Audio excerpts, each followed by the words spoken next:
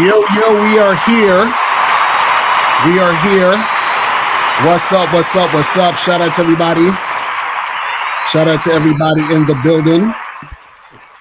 What's going on? We got Mr. Justin in the building. What's going on, Justin? What's popping with you, man? Doing fantastic, man. It's turned out to be a nice day here in New York. So getting a lot of shit done and getting fresh air, you know. And it's good we finally figured out a time to come together and do a little like specified show. Yeah, no, that's facts. That's facts. And shout out to everybody in the chat, man. Shout out to everybody in the building. You feel what I'm saying? Our fucking sound effects is acting crazy. Hold on. I gotta do my sound effects and shit. Make sure my shit is tight. But shout out to everybody in the chat, man. So today's topic, and the phone lines are up. So 646-481-3901, 646-481-3901. The phone lines are up. So if you guys want to call in, you can call in. You know what I'm saying? Make sure you make that shit happen. And today's topic, and if you have a question, put a Q in the chat. You know the drill. And today's topic is how to set and maintain relationship rules with women. All right. So Justin, what's your thoughts on that real quick? We'll start out with you. Well, yeah, I get into this conversation with pretty much every guy that I work with. And it seems that there's anything that's worthwhile doing. We often have plans, we have structures, we have systems by which we operate things. And this could be the business that you're running. It could be your fitness. It could be your diet. Everything that has something to do with progress. We have a system of monitoring it, checking in on it, and a way to measure from point A to point B to point C and so on. Right. Yet when we come to our relationships, guys come in and just operate by the seat of their pants. They're like, hey, I'm attracted to you. You're attracted to me. Let's just figure it out. Right. And then they end up getting into these passive aggressive situations and they feel violated. No one's really talking about it. And there's infractions done, but no one's clear about what those infractions are, where the boundaries are, where anything lies. And then you get into a lot of things either being swept under the carpet or you're having little fights that are nothing to do with what really is going on. Like they loaded the dishwasher wrong or some bullshit like that. Right. Now that's facts, man. You know, it's interesting because I think a lot of guys don't even think about maintaining any type of rules, guidelines in a relationship because I think most guys expect women to come ready-made. So meaning that I hear this a lot where I remember I was on Clubhouse one time. A guy was like, why do I have to teach a woman, how to be in a relationship with me or how to treat me and do this and that? Shouldn't her parents have taught her that? Shouldn't her dad have taught her that? So a lot of guys, what they do is that because they don't have any plans or they don't actually have any type of, way that they go about their life, they just sort of allow women to enter their life, but there's no plan. So then because there's no plan, anything can happen. And because anything can happen, that means something could happen that you may not like. And then when the things happen that you don't like, right, then you want to complain and blame the woman. But the thing is, you got to understand that those things that you don't like occurred because you weren't sure about what you did like. And this is why it's very important to understand who you are as a man, because when you understand that, then it's easier to navigate and implement what you actually want in these situations. You know what I'm saying? Oh, yeah, definitely. Well, I do agree that it is certainly helpful to have a good upbringing where you have a strong man leading the home where the daughter can learn proper forms of behavior, at least as a baseline. But let's be real, like that's not super common, right? I mean, we see, you and I are both very much aware of the number of failed relationships and screwed up marriages that are going on out there. And it's no surprise that even if a girl has a father, it doesn't necessarily mean that she's learning proper things. Right. So I do agree with the guy who said that, because it's kind of like someone going into join a company, right? It's helpful if they went to school for business, right? Or business administration, but that's not going to teach them how to operate in that specific business. Exactly. It's just going to give them a nice baseline. So yeah, if a woman has that prepared, cool. But honestly, if you have your system developed, if you've got a good program, if you have a nice set of rules that can then be either added or adjusted based on how the situation progresses, then it's going to be no problem for you either way. Right. So if she comes in with a baseline, great. If she doesn't, that's okay too. Either way, there's going to be a learning curve. Right. Because the thing is that what guys got to understand is that you're an individual. Every guy is an individual. You have your own way of how you want things to occur. And so if you're saying to a woman, hey, let's get together and I'm going to allow this situation to progress into a longer term relationship, there should be some sort of protocol, some sort of thing that to tell her to say, hey, listen, if you want to be in this situation, then we have to have this conversation, or we have to have this vetting process. We have to have something that's going to establish a way things are going to go down. Because this is the part that a lot of you guys don't get. Do you guys realize that whenever you allow a woman to enter your life and something that you would consider negative or something you don't prefer happens, right? A lot of times what it does is that on your psyche, it causes you to sort of internalize these things, and you start to become a little bit more cautious and fearful. It's almost like sort of like a trauma type of thing. You're like, man, well, the last girl I was with, she did this, this, and this, so I don't like that. And then what happens is that now you're cautious and you're trying to avoid that other thing from happening. But the problem is that because you don't realize that you were the problem, meaning you were the one that created a situation for this to occur, you're going to look at it as it's the woman's problem. So this is why a lot of times with the red pill, this is where they get it confused. They say, well, these women are doing this, these women are doing that, these women are doing that. And yes, those women did that, but they only were able to do that under the circumstances that you had them in. You see what I'm saying? So which means that if you don't understand that they're doing those things because you made the situation happen, then you're going to make the same mistakes, or you're going to feel some type of way based on the woman being a problem and not you being the one creating the situation. So for example, real quick, is like, let's say, you have a situation where, a perfect example, and shout out to my dude Fresh, but let's use him as an example. We're in this situation with the whole girl that he supposedly got pregnant, right? In this situation, the reason why they can even have the conversation of pregnancy is because he was having sex raw, right? So if you're having sex raw, this is what's going to be the outcome of it. So then what happens is you can't necessarily be mad about having the conversation of pregnancy, because pregnancy only happened because you went raw. You see what I'm saying? So you have to stop going raw, protect your seed, and then you will never have this conversation, or you won't be having these type of conversations. You know what I mean? Yeah. Yeah. It's just having that, the foresight, but you mentioned something about fear, and a lot of times a guy will have something that in him or he recognizes that should be a rule.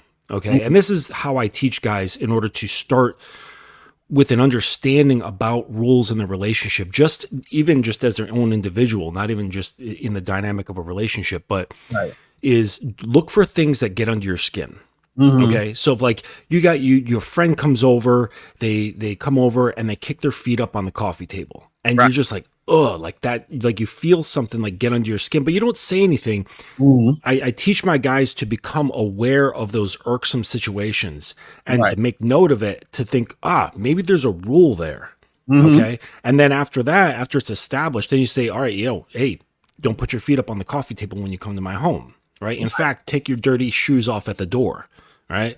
And so this is kind of what I teach guys in order to learn how to recognize where the rules are in your life. And then you can start really making it more strategic, and when you're thinking about it objectively and more strategically. But the thing is about the fear is that guys will be afraid to implement this stuff because they're afraid of losing what they have. Exactly. Okay? So you can't have rules and fear at the same time. Okay? Facts. So that's a fact. So if like you look at a state, okay, every state has like different laws regarding certain things, this, that, and the other. If a citizen is like, I don't like that law, I'm going to leave, the state's going to be like, all right, cool. Like, I hope you find better opportunities in Oklahoma, right? Here in New York, we don't do that. So it's kind of like that. Like, you have to be okay with maintaining your rules, all right? And so the issue is when someone's already in a relationship and then they realize that they have to have rules. They're like, oh shit, maybe I should have some rules and more structure. Right. The question is then, how do they start implementing this in their pre-existing relationships? Because it's easy at the onset. If at the onset you're like, boom, this is what it is, and that's how I started my relationship. I basically gave her a terms of agreement of like, this is what to expect. It was like this brief paragraph. I sent it to her, and I was like, look, this is what it is. If you don't want to be with it, that's fine. But if you do, this is what I expect. Right. And then I slowly started implementing the rules that I already knew into the relationship and adding more according to her personality type, because there was compatibility. So when there's compatibility, adding rules isn't all that difficult. Right? They're going to be more or less synergistic. Some rules will have to be adjusted to on her part if it's something that's like slightly outside of her comfort zone. And that's okay. You know, as long as you have a good reason for it. You know, and that's another thing. Like a lot of guys, when they have rules, like what's that one that we've heard many times before about going out? I've heard like so many big names talk about like this. You're never going out by yourself. Right. You're never having a girls' night out. You're never going to a club with your friends. You're never doing this. You're never doing that. When the street lights come on, I expect you to be home. Like that sort of stuff. Right. And it's like, okay, so, and then they back it up with plausible deniability. I'm afraid that you'll get attacked or something like that. Right. And it's like, come on, you're really afraid that she's going to touch another man's penis. That's really what you're afraid of. Exactly. Right? That's what you're really afraid of. And you're playing it off like you're being this big protector guy, but really you're just scared that she's going to go hook up with somebody else. And that's the kind of bullshit that I don't like, which the honesty with the self is really what's required in order to have a true system of rules. Because if there's fear in there, there's anxiety in there, if there's attachments in there, it's going to be motivated by the wrong juice. Right. And that's going to completely color all of the rules. Because then if she breaks one, what's going to happen? You're going to get emotional. You're going to start flipping out, right? In an ideal system, the law maintainer does not get emotional about these things. Just say, hey, you broke the rules, you broke the law. There's a consequence for that. And that's it. It's not, I'm upset, you're making me cry, I'm angry, this, that, and the other. It's like whenever, you know, in my situation, if a rule is broken, it's never dealt with from an emotional place. I'm never angry. Exactly. It's just like, no, this is what it is. And now you're getting bent over my knee. Right. That's just what it is. That's a fact. And guys, put your questions in the chat. Call in. The call in number 646-481-3901, 646-481-3901. Make sure you guys donate, call up. But what you said was so true about you can't have fear within the rules. You know what I'm saying? And I think a lot of guys try to mask their fear as rules and guidelines. You feel what I'm saying? Or rules and boundaries. But it's really fear. So like you said, they're like, oh, well, I don't want you to go out by yourself because, you know, you might get attacked. But before you met her, I'm sure she was going out by herself, you know what I'm saying? And living her life and doing her thing. But what happens is that what they try to do is they try to cloud it in, oh, well, I'm saying this because I care and I care for your safety. But it's not really about that. It's not really about that. It's about the guy is scared. He's scared, like you said, of another guy getting at her, trying to holler at her being interested in another man. So he creates these quote unquote rules to try to keep the woman away from other men. But see, the thing is that you can't even do that. This is what guys got to understand. See, the rules are not about keeping a woman. The rules are about when you're in a relationship, for the relationship to function in a way that's beneficial for you and the woman. That's what the rules are about, to keep things in a certain place so that things can operate effectively. You know what I'm saying? That's what it's about. Yeah, I've got rules for that, as far like rules that pertain to the sanctity of the relationship, that keep things in a general structure. And then I've got more specified rules. So I've got rules for distance, right? So if like she's traveling or I'm traveling or we're apart, she's at work or whatever, there's certain rules in that space. There's rules for when we're at home, right? And there's that that interaction, and there's nobody else there but just us. Mm. There's public rules, so we're going out to the movies, we're going out to dinner, whatever. There's rules in that space, and then I also have sexual rules during times of intimacy. So there's general rules for the relationship, and then there's rules that are very specific to our interaction. Mm-hmm. Right. And I think a lot of guys don't understand how important that is, because most of the time when you hear guys have relationship problems, it's really from a lack of rules and guidelines. That's basically what it is. And Zay said, Uncle Justin Lacar, do you give women second chances if they break the rules? So Justin, what's your thoughts on that? It depends on the infraction. So I've got, I guess what you would say, like, green, yellow, red. I do have some yellow category rules where it's known that she can play with that line. And she can, because, it's a little bit different because she and we have like a DS dynamic, and she's a little bit bratty, she's a little like 15% bratty. She likes to play, and it kind of keeps things lively. And she's like, Daddy, my toes over the line. What are you going to do about it? And that sort of thing. And so there are a set of rules where she knows that if she wants to, she can kind of mess with that a little bit. Right. There are red rules, right, that have to do with certain forms of disrespect. And that's when I use the axe, and then there is no second chances, right? So I've talked to my guys about having the axe, the compass, and the hatchet, right? The hatchet is just for cutting off unwanted behavior, checking a woman's voice, checking her behavior. The compass is for redirecting that sort of stuff. So it's not good enough to say, I don't like it when you say this. Right. You have to say, I don't like it when you say this. What I expect to hear is boom, boom, boom, boom, boom, verbatim. Right. Okay. And then the axe is used only in those dire situations when it's high levels of disrespect, and you say, this is done. Right. And if it's done, you pull out the axe. That's the end of it. Like there's been a beheading. There's no coming back to life after a beheading. Okay. And that's the way I deal with these things. So there is like a range in there, and then if those certain things, there's going to be some sort of severe punishment involved, and she knows what those are. Yeah, I look at it like this. Like you said, like there are certain different rules for different situations, right? Yeah. Or and it also depends on sometimes in the context. So let's say, for example, if I'm in a relationship, like I actually have a woman in my life, and that's like my girl and everything, right?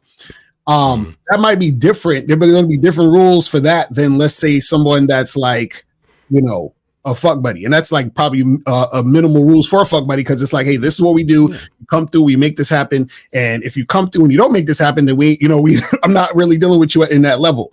But what happens is sometimes what happens is this, is that when you're in a situation with a woman, you have to also look at things in context, right? So one of the things about it is this too, is that you can't necessarily, and I'm going to use the context of a long-term relationship. You can't necessarily sort of penalize or just sort of like get at a woman for quote unquote breaking a rule that you never said. Do you understand what I'm saying? Right. So a lot of times what happens is that guys will, something will happen, and the guy will be like, yo, that's messed up. How could you do this? Blah, blah, blah, blah, blah. Right now, like you said, Justin, there's certain things that generally speaking, you would already know, okay, this is extremely disrespectful. So for example, let's just say your girl's mad at you and she balls up her fist and tries to punch you in the face. That right there, we're done. You know what I'm saying? That's already a wrap, right? You know what I mean? Right. As far as generally speaking, in her being angry, trying to punch you in the face, right? But let's say, for example, let's say you texted her something and then she didn't, I'm just using this spitball in here. You texted her something and she didn't text you back, or she texted you back some other thing or whatever, right? And you just didn't like the response or how she came at you, or why she took so long or whatever, or ignored the text or whatever it is like that, right? What happens is that, depending on the context of what's going on, and depending on the fact that you never specified that she should respond when you ask her this or ask her this type of question. If she doesn't respond, you basically can't feel some type of way because nothing was said. So basically what I'm saying is this: you have to understand the rules that are set and relay that to the woman. right? There are sometimes things will come up that you may not necessarily even thought of. And then you have to go back and say, hey, listen, this happened and we got to talk about this. And now we might have to actually make a rule on this thing. You see what I'm saying? So, and the reason, you can't see everything for all duration of time. Right, exactly. Because something random happened. So you can't necessarily be like, man, you did this. I don't like you, this, and I'm all upset about it or whatever. So this is why you have to understand context. So a lot of times when you guys ask questions too, you have to also understand that context matters too. So I think sometimes when we teach you guys, sometimes y'all get confused because y'all think what we say pertains to every and all situations. You see what I'm saying? And you have to be able to discern whether or not it pertains to this particular situation or not, or does it need to be fine-tuned for that particular situation. And so that comes with experience. You see what I'm saying? I'll give you a simple example. So let's say, for example, we say, and this is why you have to understand the underlying reason as why we say what we say. So we might say, listen, don't go to bars and just be buying random women drinks, right? Now, the reason why we say that is because if you're just buying random women drinks, you're probably doing that because you want to talk to them, and you're doing that because you're scared to just have a conversation, and you think you need to supplicate and pay for a conversation with a woman by buying her drink. So that's why we're telling you, don't be going to just buy women drinks. Now, let's say you're at a bar, you're having a conversation with a random woman, y'all are interacting, y'all are flirting, everything is good. Y'all been talking for maybe like half an hour, 20 minutes. And you say, you know what? I'm thirsty. Let me go get a drink. Do you want a drink too? Now you're buying her a drink, but you're not buying her a drink to get her to talk to you. You're buying her a drink because y'all are basically having a good time. Y'all are flirting. It's almost like y'all are on a date anyway. So in this context, you feel what I'm saying? That makes sense.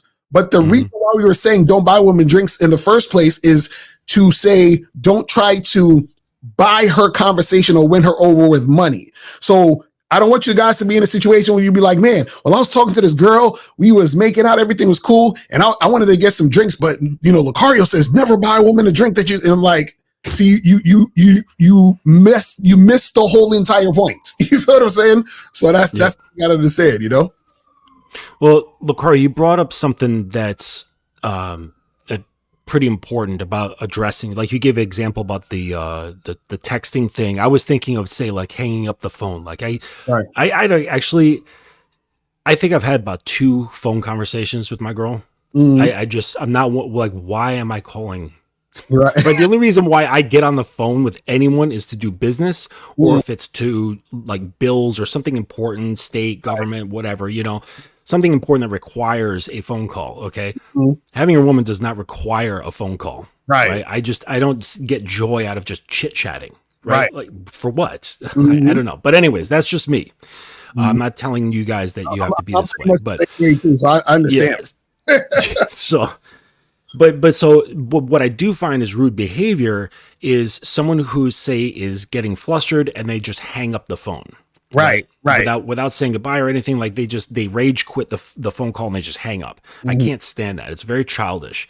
So, I was thinking of that scenario, and maybe you never thought of that before, but it got under your skin. Right. And the thing about rules, when they're broken, whether they're already established or it's something you just discovered, like in that thing where you just took it for granted that you don't like it. It's just never something you really thought about until that moment. You're like, fuck, like I hate that shit. Oh, that must be a rule of mine.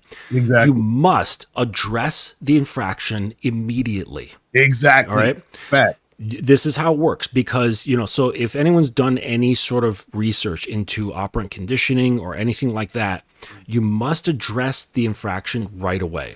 Okay. Because if you were to come back to it, say a couple days later, while you're stewing and milling about in your emotions, and then you worked up the gumption to go talk to her and you're like, listen, right? Or she's like, why are you being so passive aggressive? You're slamming the cupboards. And when I ask you what's going on, you say nothing. Right. And then finally you say something. Remember that 3 days ago when you hung up the phone on me? Well, that really pissed me off. She's in a completely different reality by then. Right. Her emotions are a different place. Her psychology is in a different place. She's done a bunch of different things. She is no longer in that reality while you still are. Okay. Right. Emotionally speaking. Right. So once something happens, it must be addressed immediately. All right. And if you're not right then and there to deal with it, let's say it's just over the phone or texting or something like that, you make a plan for it. You say, when I see you later, we're going to be dealing with this. Exactly. Right. Right. And then once you are dealing with that situation, you have to make it clear this is going to happen because you did X, Y, Z. Right. And then you sit her, I mean, for me, it's like something like sit her down and she's going to write 50 times in cursive without any mistakes. I will never hang up the phone on daddy ever again. 50 times until her hand is aching. Right? Make sure you guys go to dominancecademy.com. That's a fact. but let me just state this. This is something that she'd agreed to as an acceptable punishment. Right. Right.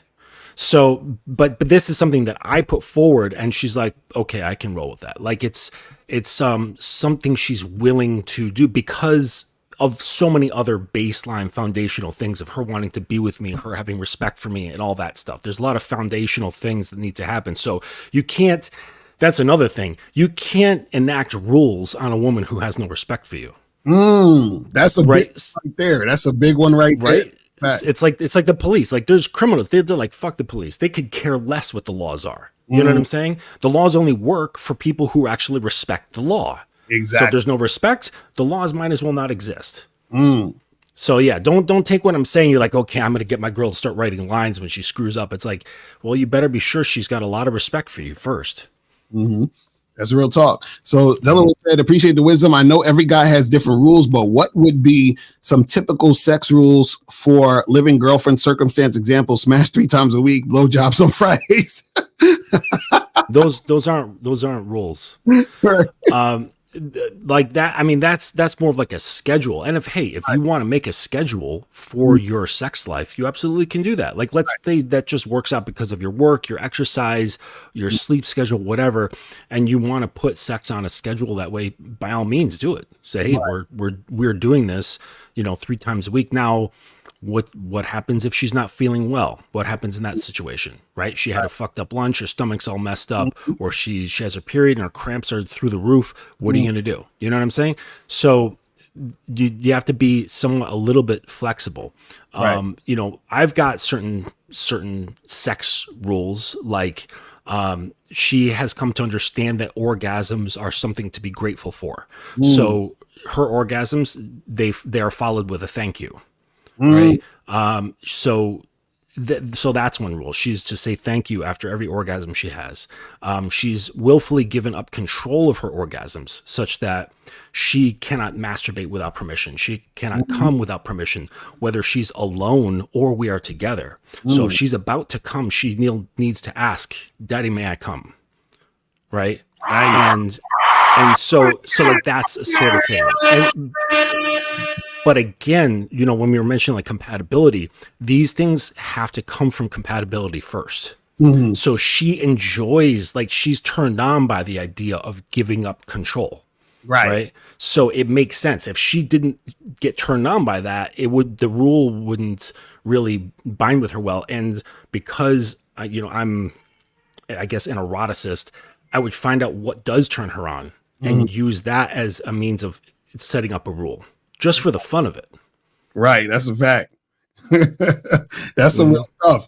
And see, the thing is, and I'm glad that you're saying this, because this is why it's important for a man to set and maintain relationship rules, because just like you are an individual, which creates the world that you want to live in and the types of relationships that you want. Whereas that might be different for other people. And this is what people got to understand. This is why we tell you guys about having your own identity. This is why we tell you guys about understanding game. Because when you understand game, you understand who you are and you understand yourself. So therefore, when you understand yourself to that extent, then it's easier for you to make the rules and the guidelines and the principles of what your relationship's going to be.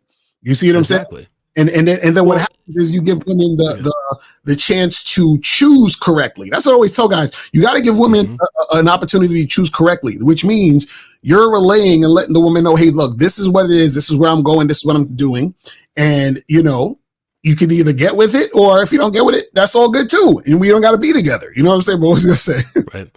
Well, I was going to say that rules and guidelines cannot be there just for the sake of having them, right? Because, and this is what you'll find with dudes who are controlling out of fear, right? They want control for the sake of control.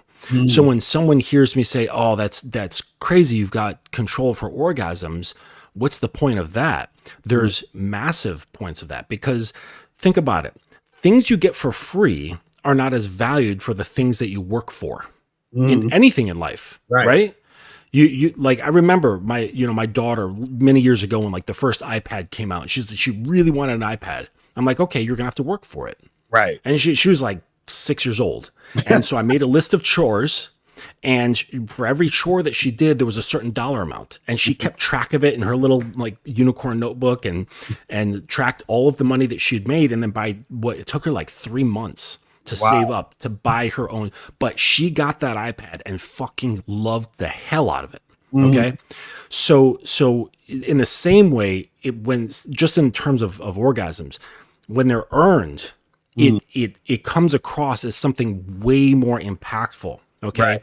And then on top of that, you're now setting up a series of layers of triggering mechanisms, deeper emotional things, because now you are linked to the source of her feeling that kind of pleasure. And so now there's that link. Okay. And so for all the guys who are saying women can't pair bond, they absolutely can. Right? Because when you become that anchor for her source of physical and emotional pleasure, now it becomes incredibly powerful system. And this leads to all sorts of types of growth. So it's not the control for the sake of control. In my heart of hearts, I could care less. They're orgasms, like whatever, it's just an orgasm. Right. But it's like, what can be gained and grown from that for her psychologically, like as she develops and becomes deeper into herself. This is the point of rules. It's the point of like maintenance and growth. Right. So you can't have rules just for the sake of controlling something. Like, that's stupid. It's like a closed end question, right? You have to have an idea of why you have the rule in the first place. Exactly. Right? And it can't be something of your emotion to protect things, blah, blah, blah, bullshit. Like, where's the growth mindset when setting up rules? That's the whole point. Right. And that's why earlier we talk about the rules can be clouded in fear, because if the reason for the rule is fear, then it's not really a rule. It's something that you're putting in place because of insecurity. You know what I'm saying? It's something you're putting in place because you're scared of, what the alternative is. So you're trying to control the outcome of certain things. And so this is why a lot of times when guys in the red pill and all this other stuff say, hey, I don't want to have, she can't have a social media. She can't go on girls trips. You can't go here and you can't do that. And it's like, what is the reason behind that? And usually the reason behind that is I'm trying to make sure other men don't get access to my woman. You know what I'm saying? That's basically what it is. Right. Out of fear of her wanting the other men and leaving me. You see what I'm saying? So that's not a rule. You know what I'm saying? That's not rules and guidelines. So the problem with that is, and what a lot of guys don't understand is, when you do that, ironically, that's what actually makes you lose the woman, because she's like, okay, this guy's insecure. I don't have no respect for this dude. I don't really see him as a leader and all this other stuff. And so she's going to leave you anyway. You know what I'm saying?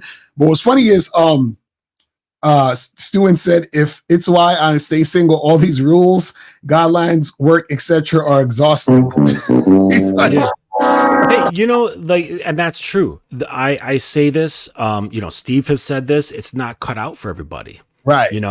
And what you were saying before, like if you're just having like a short-term intimate connection with a woman, you really don't have to have, you just have baseline boundaries, basically. You don't have to have rules, because it's not necessary. And the way I see it, maybe it's just because I'm a creative individual, I just see it as another means of creative expression. Right. Like I draw, I paint, I make music, I sculpt. There's, my whole life has been full of creativity. So for me, this is just another form of creative expression. So I don't see it as daunting or anything like that. However, to the guy's point, if you're going to set up rules and systems, you have to abide by them, and you have to maintain them. Like, so they have to be on your mind. You have to be aware of this stuff on a regular basis. And yeah, if it's something that causes you strain, if you think that this is gonna give you anxiety or whatever, then by all means don't have them. And then, you know, that's just the way it is for you. You know, this is not prescriptive. This is for people who say, I want a structured relationship that is based on growth. In order to have growth, you have to have a system in anything that you do, including your relationships. And that's just the way it goes. Yeah, that's facts. Because it's just like, you know, what people don't understand. He said the word rules makes me sick. And this is the thing. What people don't understand is this. And what you're saying is right, Justin. Like, you don't necessarily have to do this, but understand that there's always going to be a balance. So let's look at it in the context of working out and getting fit. Like there are rules to this. Like you have to eat a certain amount of calories to lose a certain percentage of body fat, right? You have to go in the gym or at least work out this amount of times for this extended period of time to get the certain type of body. So the thing is, if you say, I want this type of body, then I have to follow these rules in order to get this type of body. I don't need, and this is the thing, you don't need to follow any of those rules. But guess what? If you don't follow any of those rules, you are not going to get that type of body. So it just all depends on what you want. So you can't get this type of body and follow no rules. That's not how it works. And that's how people look at relationships. They want a certain type of relationship without having any rules. They're like, well, I want, you know, things to go this way and that way, but they have no rules. But if you want things to go a certain way, you have to have the rules. So it's always that balance. And that's what I actually love about life, is that the game is, you know, you got to give in order to get. So if you want a specific outcome or a specific thing, you have to give a specific thing. You have to put in a specific thing to get out a specific thing. So the thing is this, is that, you know, because if you're saying, you know, that, oh man, all these things are exhausting, which is fine, right? But what you got to understand is that if you want a specific or desired outcome or a specific way things are going to go, right? And you want to live a certain type of lifestyle and you want to have a certain type of experience, there are things that go along with that. And there's no way around it. So you can't, it's almost like, what's that saying? You can't have your cake and eat it too. It's kind of like, you can't have this type of relationship without the rules. It's damn near impossible. You feel what I'm saying? And so that's what I tell guys. So it's like, listen, it's almost like guys are like, man, I want to get with women, and I want really hot women to get with, but they don't want to approach women. They don't want to go on dating apps. They don't want to go on dates. They don't feel like, you know, putting in the work. So I'm like, okay, well, you don't have to do any of putting in the work, but guess what? The result is you're not gonna get no women. You feel what I'm saying? So you gotta choose what you want to do. You know what I mean? Yeah.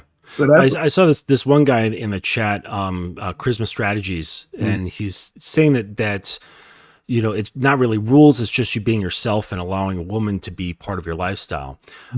Yes, that is true on a wider scope. Okay. But there's going to be situations, there's going to be things in there where situations will come up where you have to inform the person of something specific. They're not always going to be observant and watching every little thing you do, especially if it's something in your head.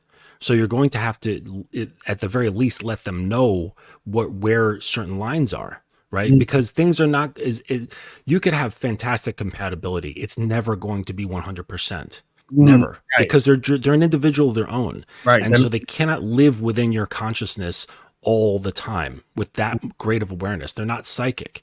So you do have to inform the person if it's not something you actually want to uphold. But you know, I think that part of a lifestyle is also having a vision, and that vision has a certain look to it.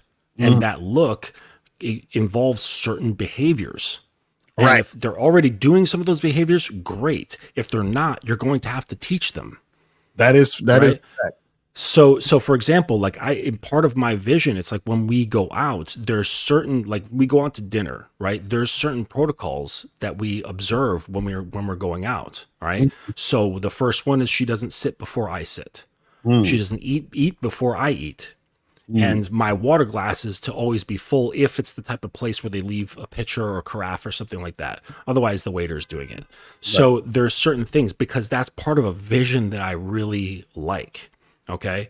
And so that was just part of my personal vision, and this is how I enact it. She has no way to know just by observing me that our lifestyles can be compatible. I have to tell her about that specific thing, and she's like, okay, and she agreed to it, and this is how we operate when we go to restaurants. Yeah, so he said, I totally agree. He's like, I just mean in response to the other person saying it feels exhausting. I think there's a disconnect there. It shouldn't feel exhausting, right? Well, no. Yeah, it shouldn't necessarily feel exhausting. It should, but the thing is that it still is a form of work, because consistency needs to be in the situation.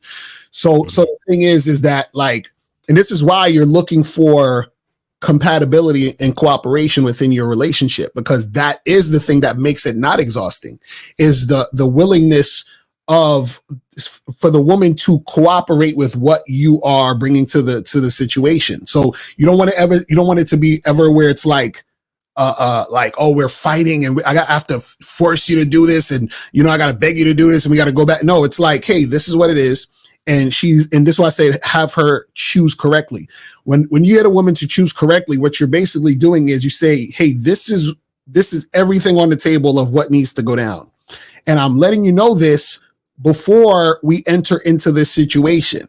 Right. And so now she agrees, and it's like, okay, cool. Now we're going in this situation. Now what happens is that if we're in a situation where, other things come up, then we can address that and we can keep it going and move on. You feel what I'm saying? But you also got to understand that when it comes to, setting rules and all these different things, right? Like you were saying, Justin, that the woman is an individual. So you're going to have to teach certain things, because in order for her to get the experience of being with that man, there's certain things that need to be done in order for her to get the experience. So just like I was saying earlier, you don't have to follow rules, but by not following rules, this is going to be a certain outcome. If you follow the rules, you'll get this other outcome. So even for a woman, if a woman says, you know what, I like Justin. Justin's a great guy. I want to be around him. I want to be in a relationship with him. Then it's like, okay, cool. Well, this is what it is to be in a relationship with me. So now she's going to have to give that cooperation to get Justin. You see what I'm saying? It's the same thing with any other man. A woman has to give this thing in order to get you, just like you have to give some time and energy to approach a woman, talk to her, interact with her, and set things up for that situation to go down. So it's always a give to get dynamic. You feel what I'm saying? Mm-hmm. So that's what it is. And it's absolutely just like obedience training a puppy. Is hilarious. Well, actually, I know a female dom. Her name is Miss LX, ELLE, and then the letter X. She's on YouTube. She's really, really good. Like, she knows her shit like crazy. And she's also a dog trainer.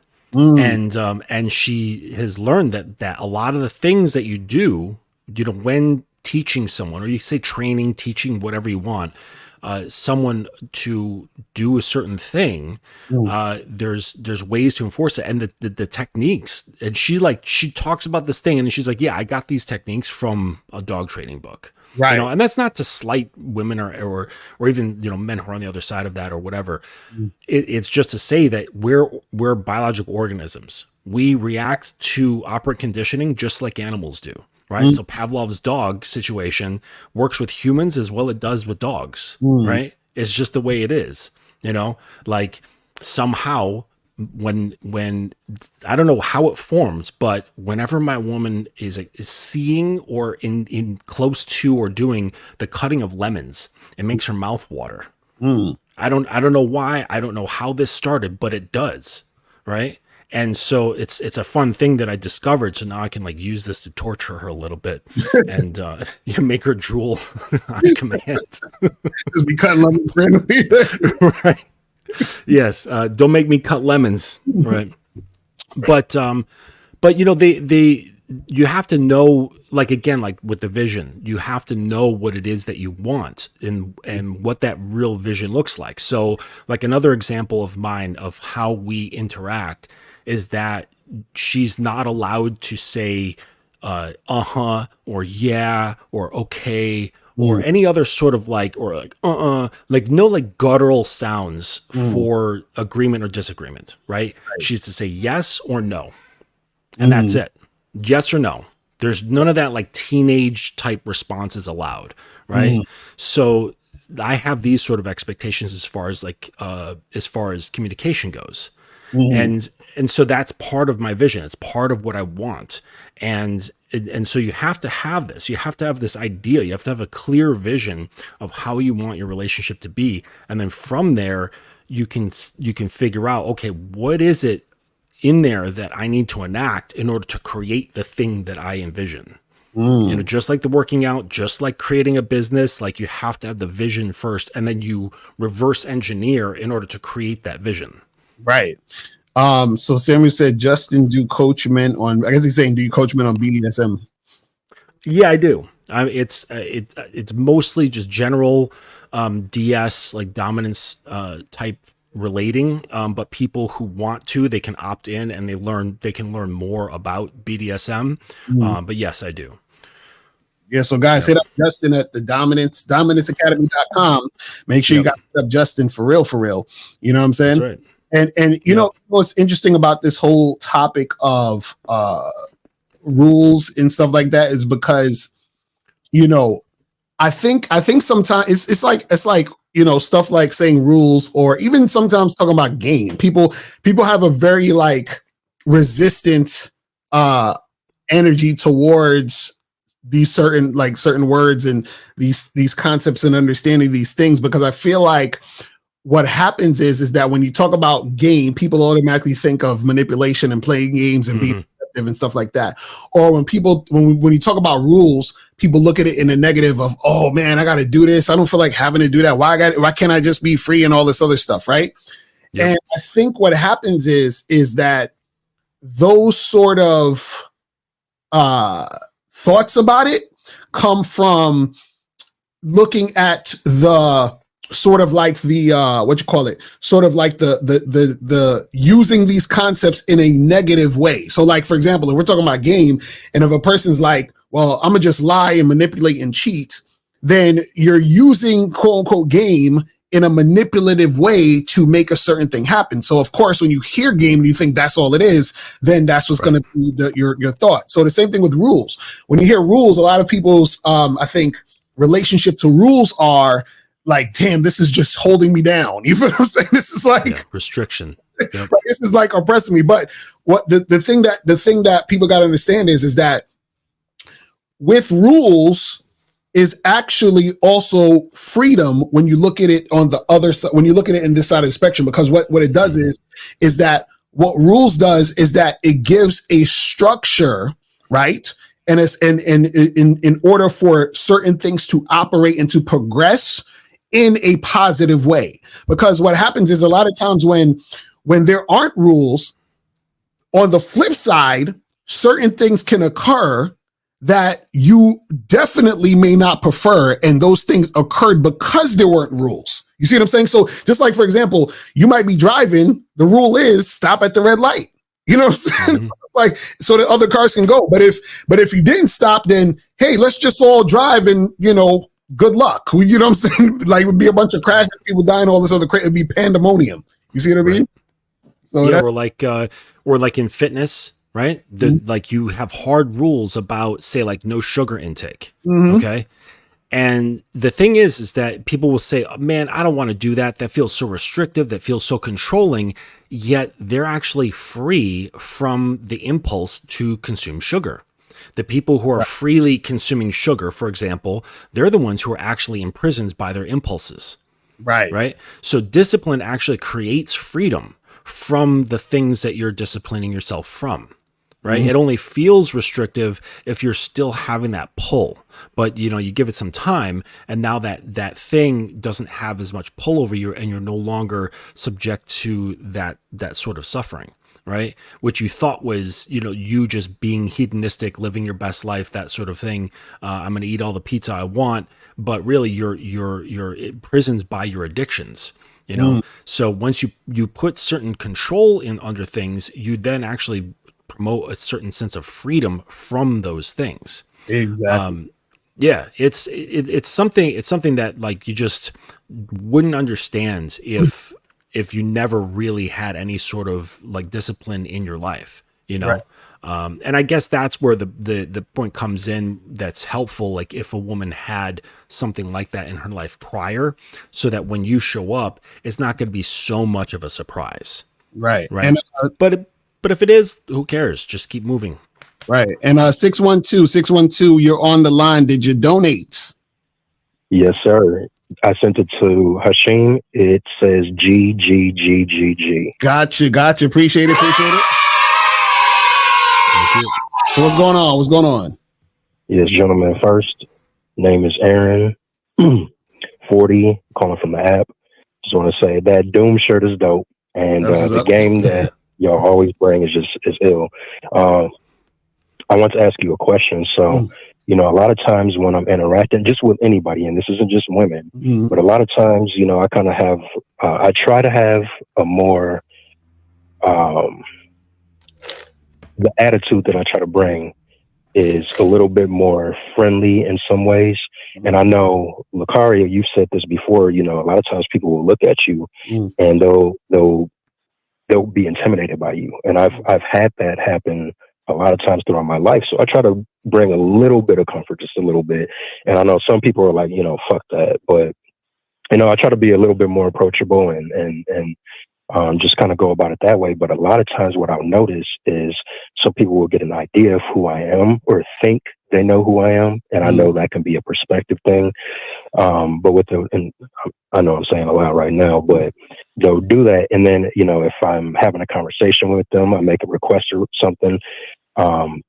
Sometimes that can be met with what I would think would be disrespect. And then what I'll have to do is I'll have to check it in the way I check it, basically. And you can tell me if this is something that I'm doing that I'm fucking up, or, what your thoughts are on it. But what I'll do is my whole aura will kind of shift, and basically they know I mean business. So a lot of times what I'll get is people will react in a certain kind of way, and then they'll shift it and they'll be like, okay, he's not fucking around. And it's not like a threatening thing. It's more along the lines of me just being like, look, I'm not going to take any disrespect, otherwise I'm out. So it's not anything threatening. So hold on. So let me ask you.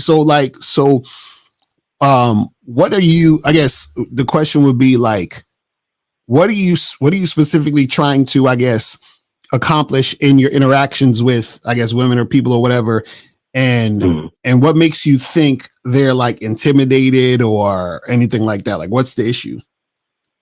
Yeah. So, and you know what? I'm not even saying it's necessarily an issue. At one point I did think it was an issue, but what I've learned, and I want to ask you a question, but what I've learned is that, first of all, and you really helped me to see this within myself, is that, these days I really look at loving myself more. So, there's a lot more respect for myself, for my beliefs, knowing that what I want out of my life is the utmost important thing to me. So that's one thing I will say that I've come to the realization of, and have understood with myself. And like I said, a lot of the things that I've learned from you has really helped me to understand that better. But as far as what I want, it could be anything. So for an example, I deal a lot with music. So I'll say, hey, I got this going on. I got this kind of event going on. And when I'm talking with somebody, there's been times where it's been more dismissive. And I understand that not everybody is going to be interested in what you have to say, for whatever reason. But, I may ask for something. So wait, caller. Hold on. So, cause like you're going on, but I'm trying to get to like rambling. You're not answering the question. What are you expecting? Yeah, like what do you want in these situations? So you're approaching a person, or let's say you're approaching a girl. What do you want to happen? You know what I'm saying? Yeah, got you. Yeah, so if I'm approaching somebody and I want a specific result, for example, I might want for somebody to come to an event. Uh-huh. I'll say, hey, this is what's going on. Mm-hmm. And there's been times where it's been dismissive. So I might, and damn, And you take that as disrespect? well, it's not so much them not. Because what I want to know is, how do you mentioned disrespect? How do you know you've been disrespected? Right. That's a good question. Yeah. So, I guess you don't always know. It could be just a story you're telling in your mind, right? But I would say, if somebody is not, I try to be attentive when I'm talking to people. And so if I see somebody who's not really being attentive, then they're like looking around or some shit, and I might be like, okay, I'm gonna just take my attention somewhere else. So that's what I tend to see as disrespect if that happens. If they're not attentive? Yes. Is that what you said? Okay. Yeah. All right. So this is the thing. Most people, when they say they've been disrespected or they feel disrespect, they're really talking about their emotions. Right. And they want to masculinize it and say they disrespected me, when really, if you get down to just like base, most fundamental communication, is the person is really saying, you hurt my feelings. Right. Disrespect has to do with a structure that has a certain part that has been violated. It has nothing to do with how you feel, right? This is something we were talking about earlier in the show. You can't have your feelings in the law. You can't have your feelings in the structure. You can't have your feelings in the rules. If there's an infraction, it's just simply dealt with. It has nothing to do with how you feel, right? But a lot of times they'll say, oh, this person disrespected me. Chances are likely that, I would say 99% of the time when people say that, they're just saying, you hurt my feelings. So that's why I was asking you, how do you know you were disrespected? Because either it was your feelings telling you this, or you have a specific rule about yourself that I expect X, Y, Z, and this person violated that. So which is it? It's a rule. So okay. I would say for me, it's a rule to answer that question, as far as I look at how people, but I guess we can't really. And then how serious of a rule is that? Is it high protocol, or, because there's different types of rules. You look in a state, you got felonies, you got misdemeanors, you got, right? So there's levels to it. So if this is a high level rule break, you immediately pull out the axe and it's done, right? If it's not, then you can check the behavior and redirect. If you really don't care at all about this person, you just ignore them. Yeah. Right? Like there's levels to this. So it really depends on the situation, what the rule is, the severity of what was broken, that determines how it's dealt with. Because a misdemeanor is not going to be treated in the same way as a felony. Right. Shout out to Miles. Miles said insecure people always assume disrespect, and that's because Carla, I heard you say, you was like, you tell a person about this concert or event and then they're dismissive of it. Right. That's what you said earlier. Right. Right. So my question to you is, why do you care that they're dismissive of it?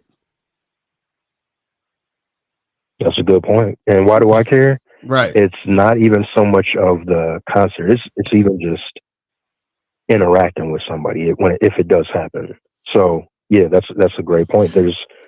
Why should I care? I shouldn't care. Right. Because this is the thing. What's really going on is this. This is what happens a lot of times. So you're like, and we'll just use the example of telling someone about the event. So you're telling someone about the event and they're dismissive of it. So now what happens is that you expect them to be excited about the event like you're excited about the event, or you expect them to have the same level of energy and enthusiasm about the event that you do. So when they don't have it, then what happens is that in your mind, you might take it as disrespect, or you might feel a certain type of way because them being dismissive of it in some form or fashion makes you focus on the doubt that you might have in the event. Do you see what I'm saying? So you might say, man, if they're dismissive about it, maybe this event ain't all that. Like, why? And that's why you feel a certain type of way. So it's a lot of it has to do with validation. So a lot of times when people are looking for validation, they feel offended when the person they're looking for validation with doesn't give them the validation.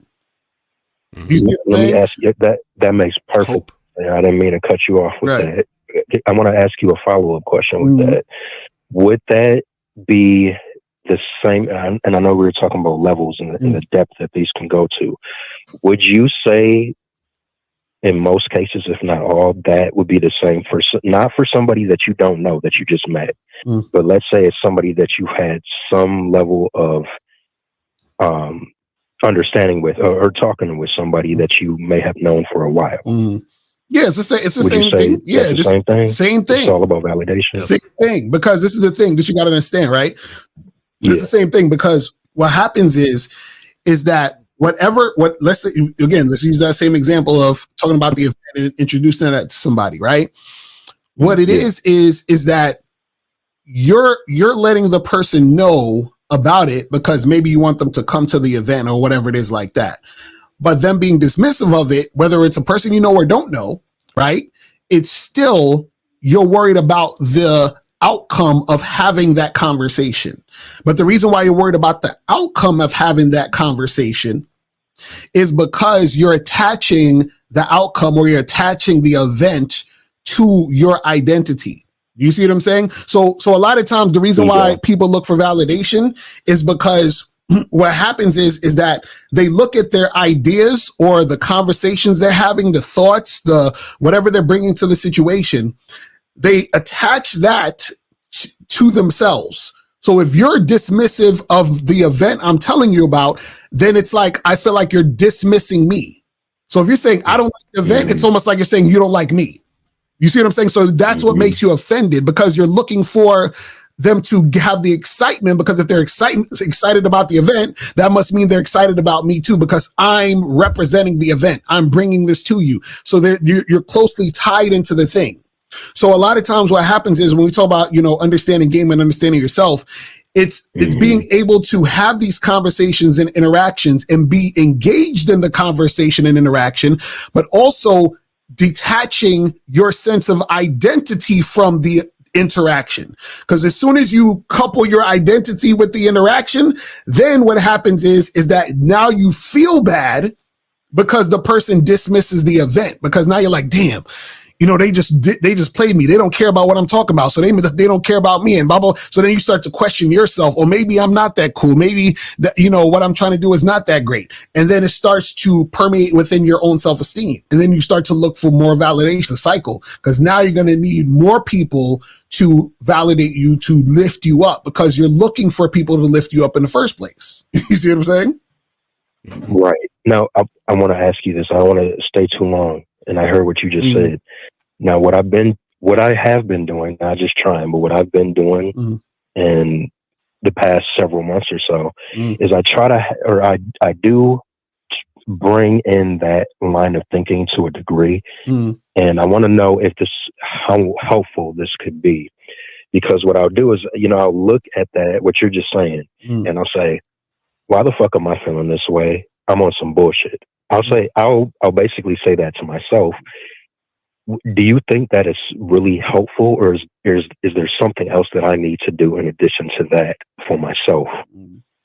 I think you need to take it a step further, because it's good on the first part, but to finish it with I'm on some bullshit, that's cutting it off too soon. Okay. Understanding why on a deeper level is how you stop doing certain behaviors, right? How you stop having certain unhelpful perceptions and beliefs. So you have to get to the root of understanding why you're doing something once you become aware of it. Not just say, this is bullshit and I'm just going to stop, because that's not really going to address the root of the source of where that came from in the first place. Does that make sense? So I think it does. So is that something like I'm finding a root of something could be considered trauma? Is that what you're saying? In some cases, it doesn't necessarily have to be trauma. It could just be a habit. It could just be a developed perception, a developed belief that's linked to certain ways you feel about yourself or whatever.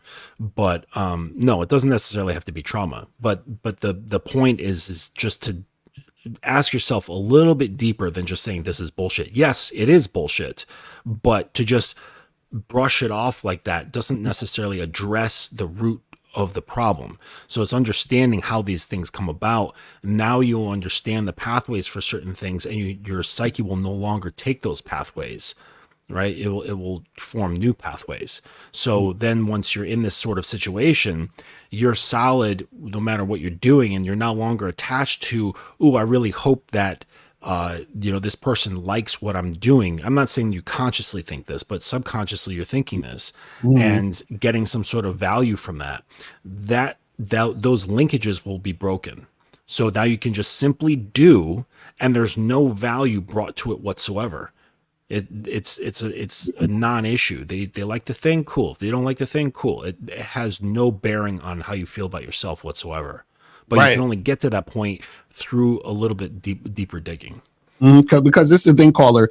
The reason why you got to get to the root of it is because just saying, "Oh, this is bullshit," it's good because you're aware, but it's still surface level. It's just like, for example, if I have a toothache, I could be like, "Oh, my teeth is hurting, and it's because maybe I don't brush it, so let me brush it more." But the root of the problem is I need a root canal, because deep in my roots, there's something that needs to be fixed in order for the tooth to actually heal. So the same thing in your mentality. So, and this is how you get to the root of it, is you have to question, or I should say, ask questions to yourself and be honest about the answers.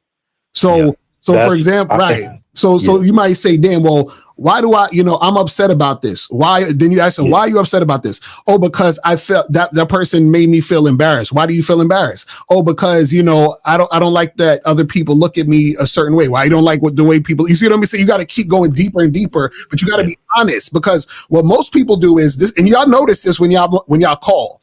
A lot of y'all call, and notice how more than half the people that call are not being honest with their problem. They call in, they be like, "Yo, Justin, Locario, Miles, I was with this girl." We be like, "All right, how long he's with her?" I mean, it wasn't really that long. It's like they don't want to actually get to the roots of the shit. So you got to be honest. So a lot of times you're not going to get to the root of it unless you're being honest. But the reason why people don't want to be honest is because being honest a lot of times is scary, because then you get to the actual reality of what's going on. And most people don't want to get to the reality of what's going on, because to get to the reality of what's going on means that you would actually be able to see the reality. And once you see the reality, you can't unsee the reality. And then now you have to actually address the reality. You see what I'm saying? Because when you're bullshitting yourself and you're lying to yourself, right? That's easier because you can continue to live in the lie. Once you see the truth, it's damn near impossible for you to lie to yourself any longer. So now that you get to the truth, you're like, should I actually have to deal with the truth? And that's scary to people, because most people, they're not ready to deal with that truth. You see what I'm saying?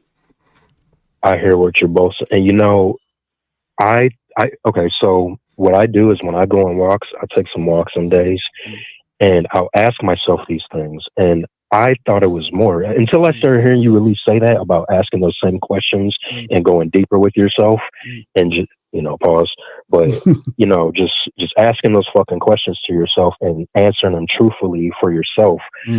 I thought you were going to, and I'm sure there's something else you can do, but I've been doing that, but I thought you were going to say even something further than that. But honestly, I have been doing that with myself, and I have been noticing that when I do it, I'll even pull back from it, and I'm like, do I really want to acknowledge that this is what's going on with me?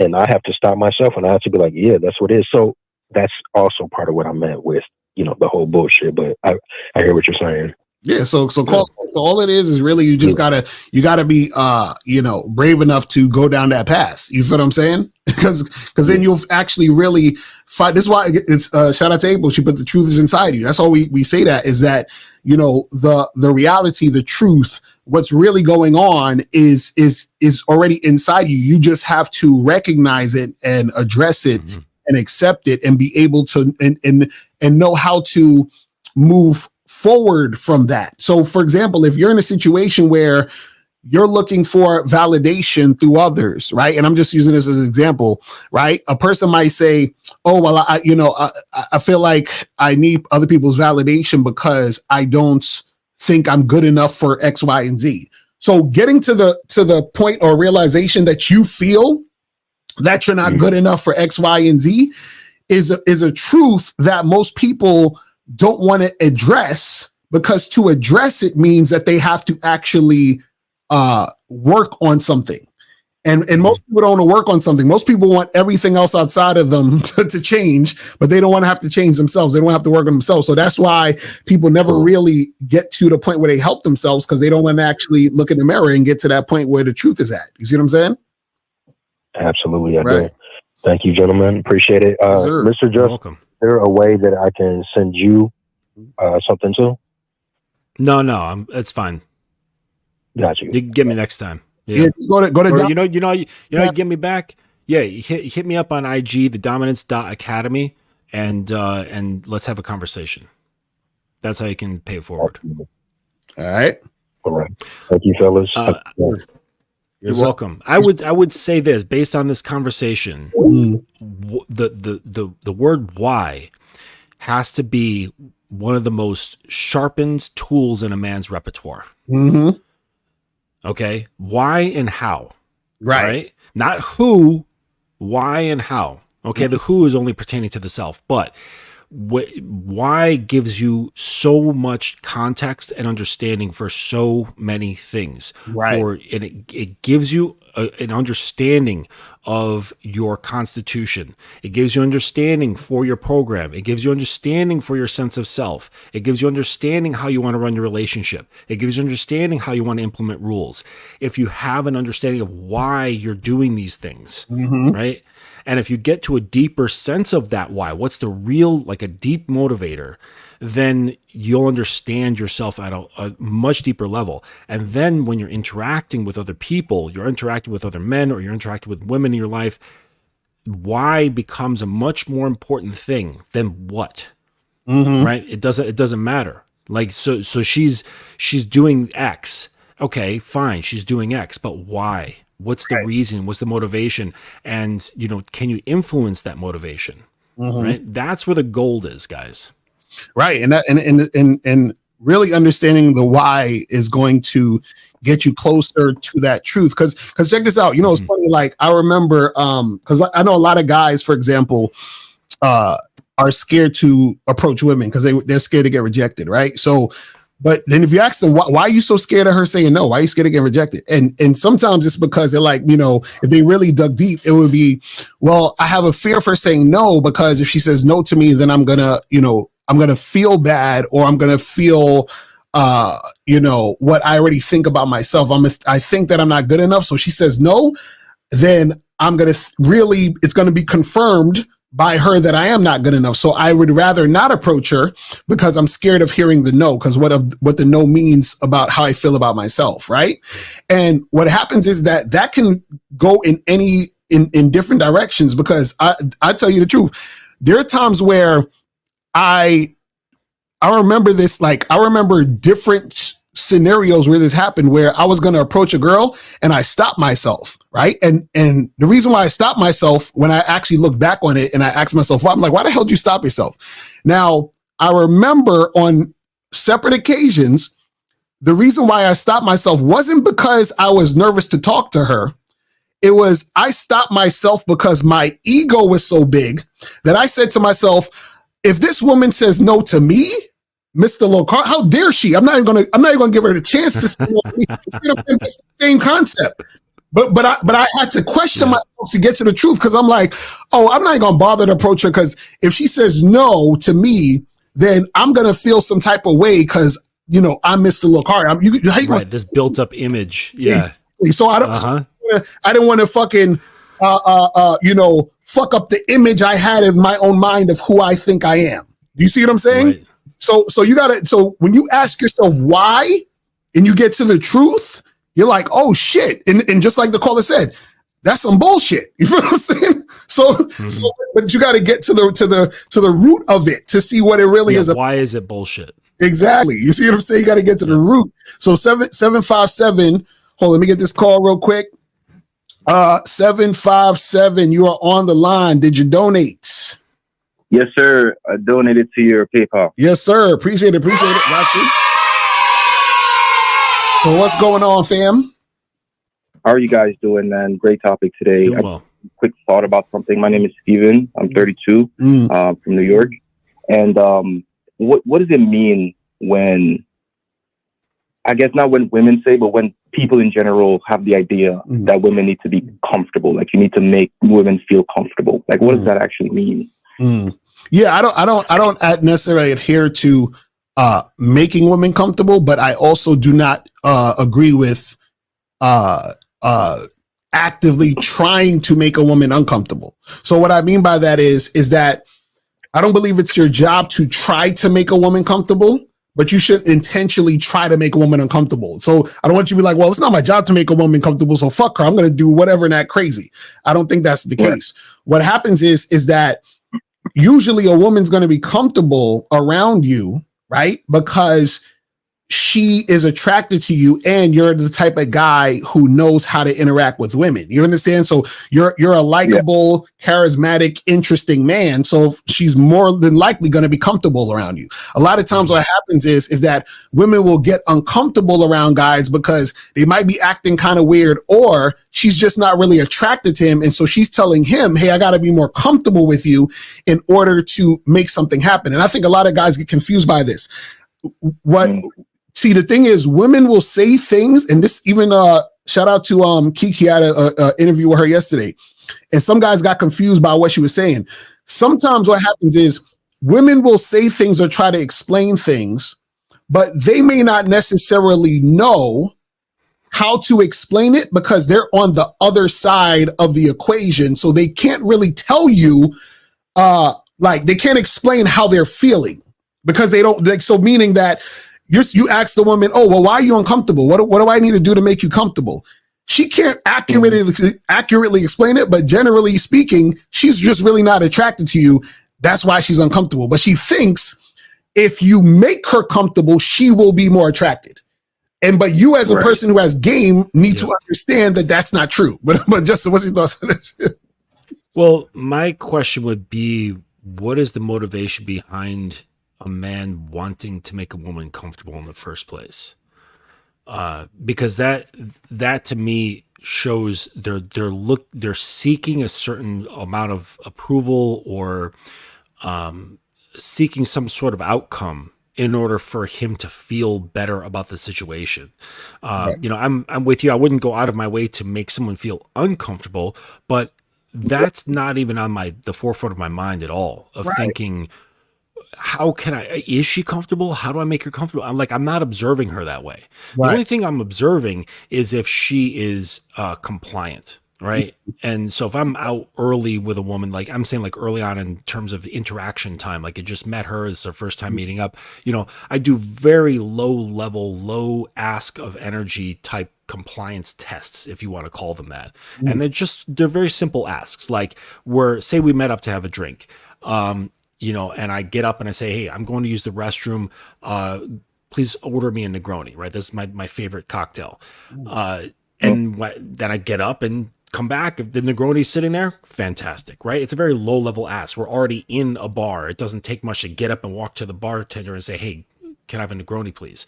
So it's sort of things like that. That's the only thing I'm looking for. Is just that initial low-level compliance to see if they're really into that. I'm not looking to see if they're comfortable. You know, I'm a different person where, you know, if the vibe is there and I can feel pull. 816, put yourself on mute. We're going to get to you next. 816, put yourself on mute, please.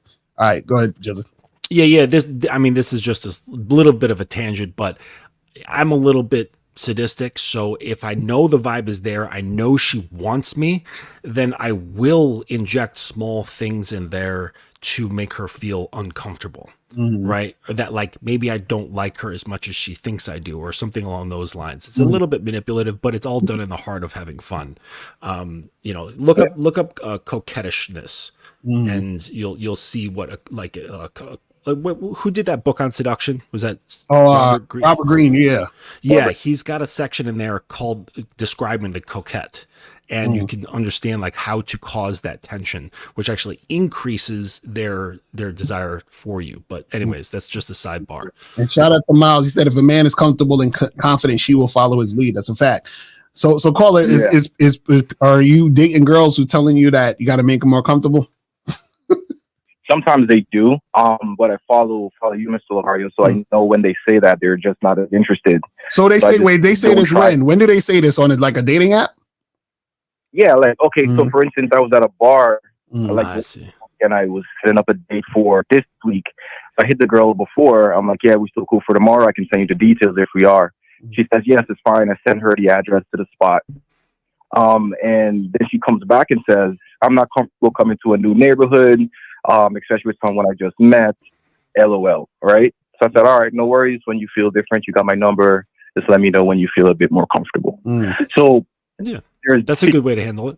And then you hear everyone saying, yeah, you got to make them feel comfortable. You got to like, I'm even women say it. And then there's a lot of people that are like, it's like, what do you mean comfortable? Like, what am I doing? Like you, Mr. Locario, I'm not trying to make them uncomfortable, but yeah, that's just code word. That's just code word for I'm not really that interested. You understand what I'm saying? Because you got to. This is what you guys got to understand, right? So, and this is I think this is one of the most difficult things for guys to understand, because most guys have not been in situations where women go out of their way for the guy she's interested in.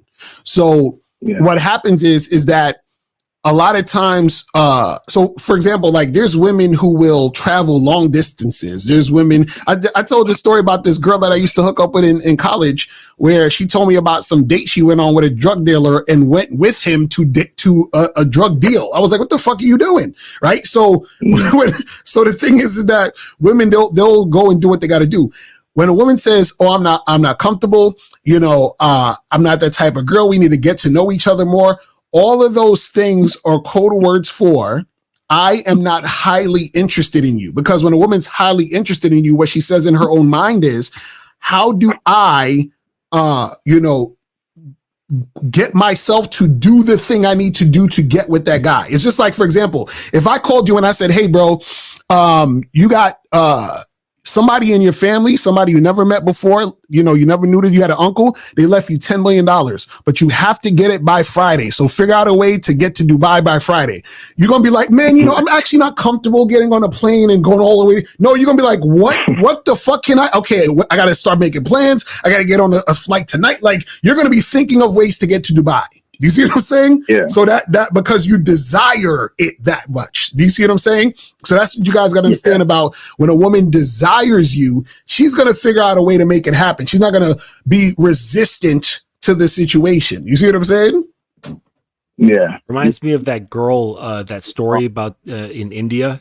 And she was this 22-year-old woman, and she swam across a river over an hour to illegally enter India.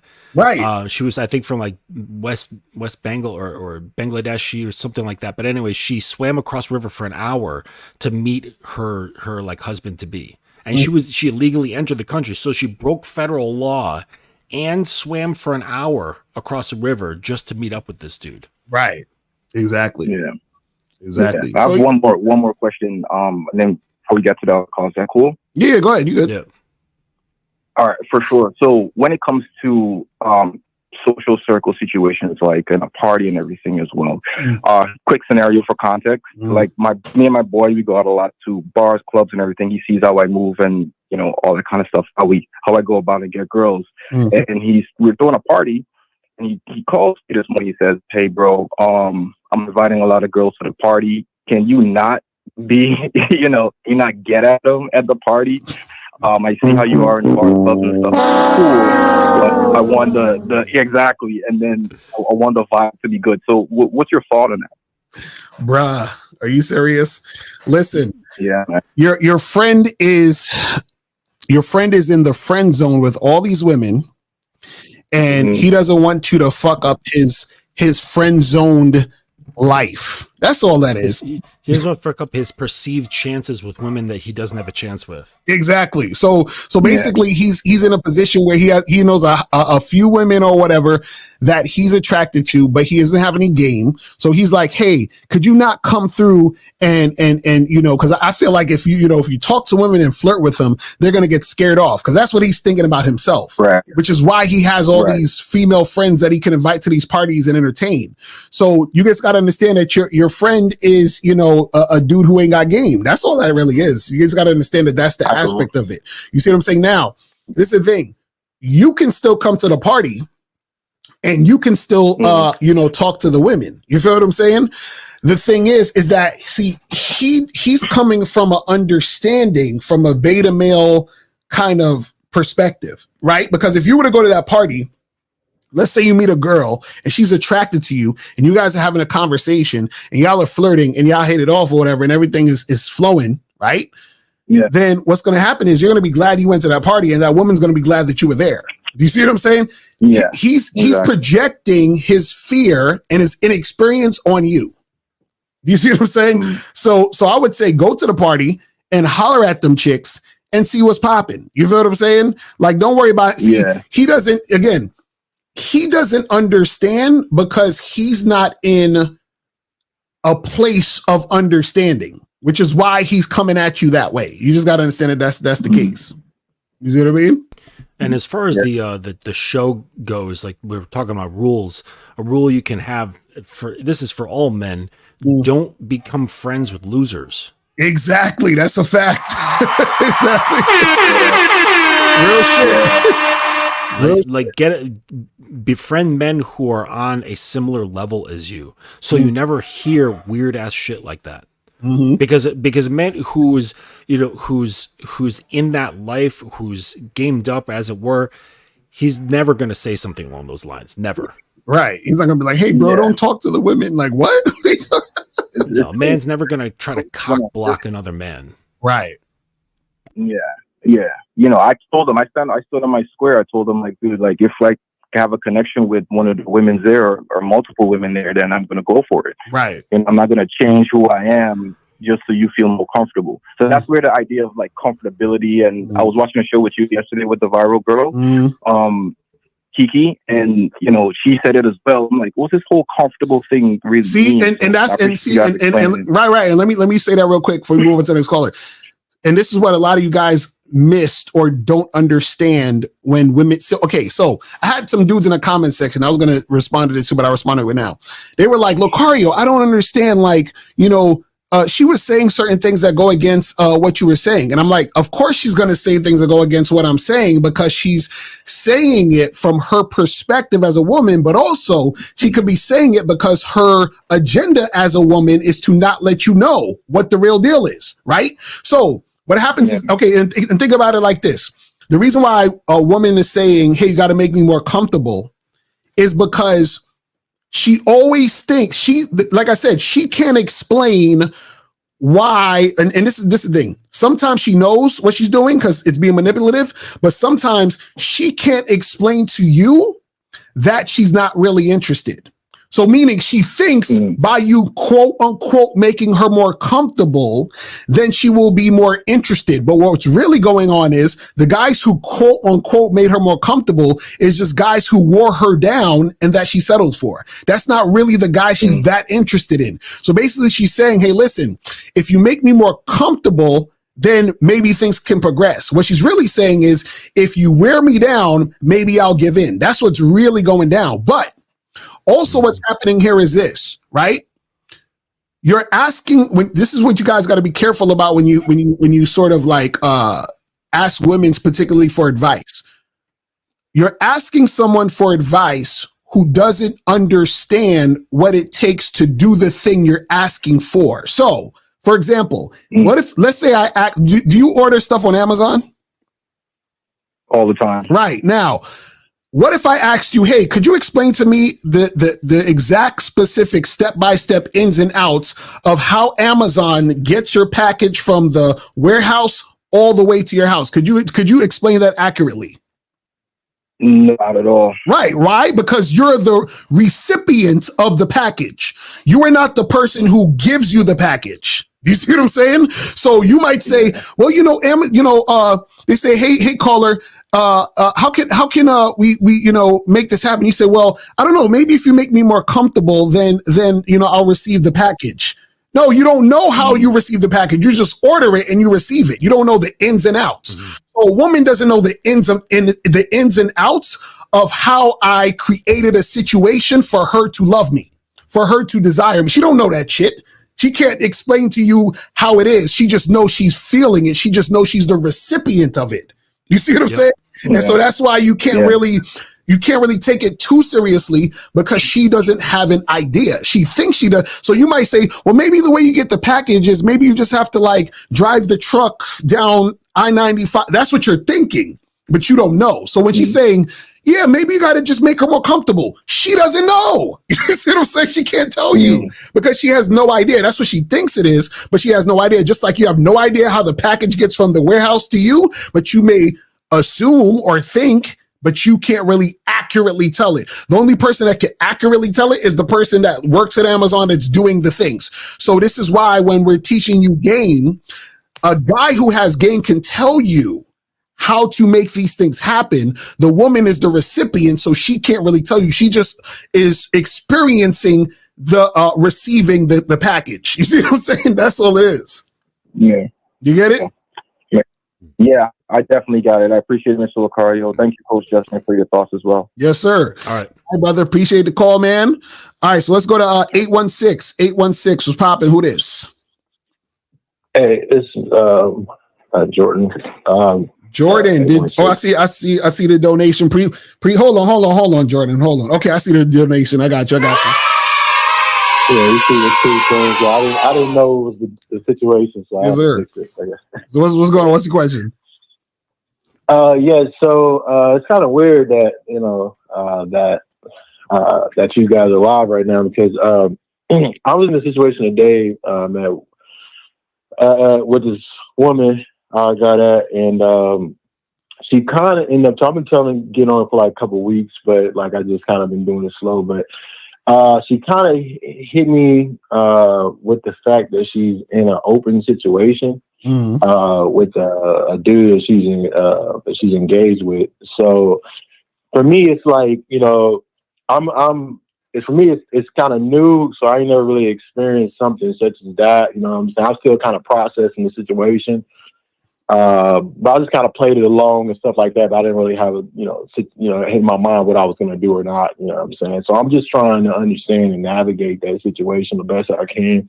Where if I do decide to get into it or proceed, that I'm not going to f myself over, or I don't want to f them over at the same time. I want to be responsible here. You know what I'm saying? So I don't know exactly what my mind is right now. Okay, what is your question? Yeah, what's the question? Like, what are you trying to hook up with? Thank you for laying that out. But so, do you have a question about the situation? Yeah, it's just I don't understand it. Like I don't understand. I don't know how So that's a statement. I don't understand is a statement. Do you have a question about what you don't understand?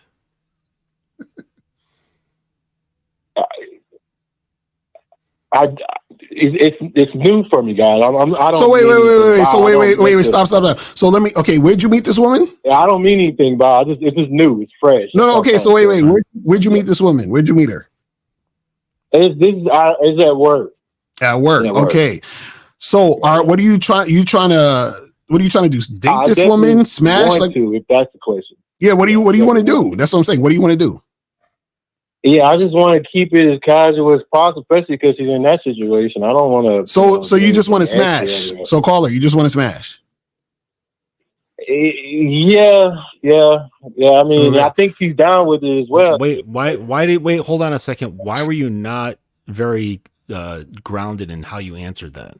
Yeah, he sounded like he wasn't sure. Like, yeah, I don't know if I want to, like, what, you just want to, like, feel her titties a little bit, or what do you want to do? I don't know. It just might be the Midwestern in me. I just how it may come off. Yes, I'm trying to, do what I got to do with it for sure. But I mean, where you live has nothing to do with it. I think I can. I think I know I can. Actually, I know I can. But caller, the aspect of being it safely. Caller. Yeah. This is what I'm asking you. Yeah. Do you want to have sex with this woman? Yes or no? Yeah. Okay. Yeah, I do. Okay. Now, is this woman showing you sexual interest? Yeah. Okay. Yeah, now, I believe so. Yeah. Now, so my question to you would be, what difference does it make that she's in an open situation or if she's single if you're just trying to hook up? Right. it's the guy. I don't necessarily know how that dynamic is. You know what I'm saying? No, but this is what I'm saying. What I'm saying is you don't need to know the dynamic. If she's letting you know, hey, listen, I'm in an open situation, which means she's allowed to see other guys. Then if you want to hook up, then y'all just get together and hook up. Gotcha. You see what I'm saying? You're overthinking this thing because you're worried about her situation. Okay, check this out, caller. Let's say you met a girl tonight at a bar and she was single. Would you hook up with her? Yeah, most likely. Right. So, but what if that girl that you're hooking up with at the bar is hooking up with two other guys, random, like there's two other guys she's fucking with. She has two fuck buddies. What's the difference between that and the woman in open relationship? Nothing. Exactly. So that's what I'm saying. You all in your head for nothing, bro. Yeah, I agree wholeheartedly. The only thing that I would add is how much do you trust that she's telling you the truth? Right. That's another because and I only say this because you said she's engaged. Okay, so this is like her man on the other end. Mm-hmm. We don't know his level of manhood. Okay, we don't know if they truly do have an open relationship. So if the worst case scenario is they don't have an open relationship and he's, one of these like crazy simp dudes who has a gun in his nightstand, you've got a fuck ton of problems on your hands. Mm-hmm. Okay. So what I would do if you're really interested, and this for me is even like stepping too far out of line for just to get some pussy.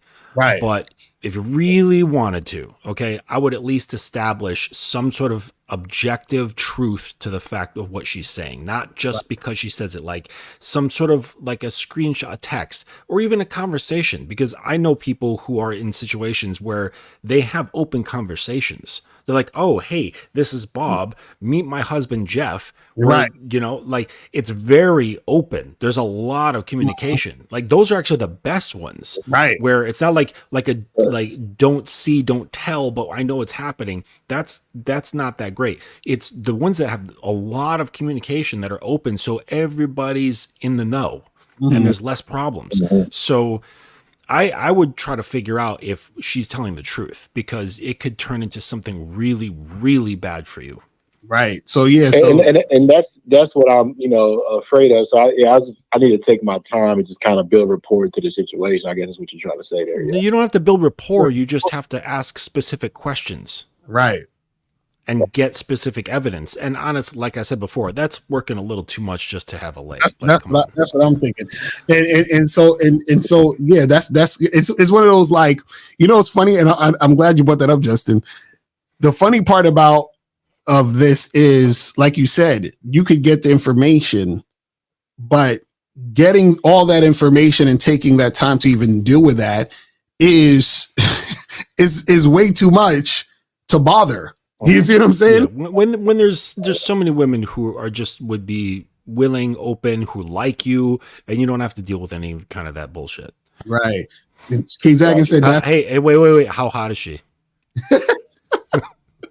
Man, she's pretty cold. I ain't gonna lie to you, but I mean that doesn't matter, because I've been traumatized in the past by crazy dudes. Wrong answer. You know what the right answer is? The right answer is to ask me, what does hot mean? Right, exactly. Right? Okay. There's no such thing as tens. There's no such thing as baddies. There's no such thing as hot chicks. None of that exists, really. Mm-hmm. So I think that you should just not mess with her at all. Yeah, that's my advice. Shout out to K Zagan in the chat. He said the fact that he's all over the place, he needs to leave it alone. Too indecisive. And see, this is the thing. A lot of times, what happens is that with when you learn game, you get more experience, and the more experience makes you to be able to deal with these type of situations more effectively, because even the fact that this is a woman you work with, right? Correct? Right. True. So even the fact the fact that you're trying to get a woman that you work with, that's already an issue. That's so dumb. You know what I'm saying? How much do you like your job? I like my job. I do like my job. Mm-hmm. Okay, so then don't talk to women at your job. Yeah, I would say to leave her alone. You know why? Because You don't. Oh my God. Layer in an HR problem. Right. You don't Plus see. an angry husband. Right. You don't have enough game to deal with HR and her husband. That's what I'm saying. It's too much for you, bro. You're not ready for that. You're not ready for that level, bro. You're No, not ready man. for that level, man. I'm telling you. You're not ready for that level. You know what I'm saying? No, man. I appreciate it. That's really all I needed to know from you guys. I guess talk me off that ledge, and I appreciate that. That's Yes, really sir. all I needed. And you know, it's funny. I feel like you the type that's gonna catch feelings, so you're gonna have even another problem. You Oh, know? yeah. Exactly. This See, is he another know what thing, he too, know what that it I is. Like exactly. Hey, it starts with that self-awareness. Right. He know. He say he gonna call and be like, hey girl, where you at? She gonna be like, I'm with my man. He gonna be like, why don't you get rid of him and be with me? No, you're gonna start writing her poems. Exactly. He gonna be like, she cheating on me with her man. He's like, Hey, if I start writing her poems, she gonna leave them for real. Uh-huh. Yo, I already know y'all dudes be in y'all feelings. He trying to take her away. He's like, listen, she just don't know I'm the man for her. Oh, I'm gonna get that girl. that's crazy, bro. That shit wild. All right, man. So yeah, I say leave that alone. Find you a nice single Christian girl at church. You be all right. You know what I'm saying? Got it. All right, brother. Yeah, I appreciate you guys taking my call. Yes, sir. All right. right. Peace. Yeah. All right. So guys, call up. We got maybe another 15, 20 minutes.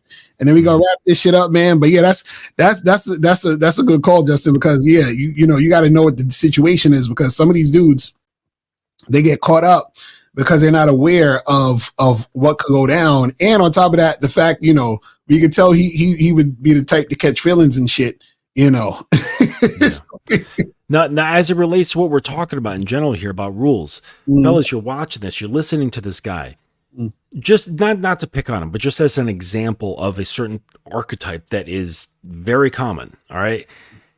Imagine him trying to maintain, establish, and start up rules. Right. Like you can't do it. You have to be solid in yourself first, because if you have any of that stuff, right? Like Lucario on Earth, like the caller was joking around and laughing, but it was some of the truth. Like he said, like, yeah, you're probably the one who's going to catch feelings first, really fast, Right. and those emotional attachments are going to cause problems. They're going to be behind the things that you think are rules that are trying to, like, you know, maintain something, but it's really just trying to maintain the emotional safety.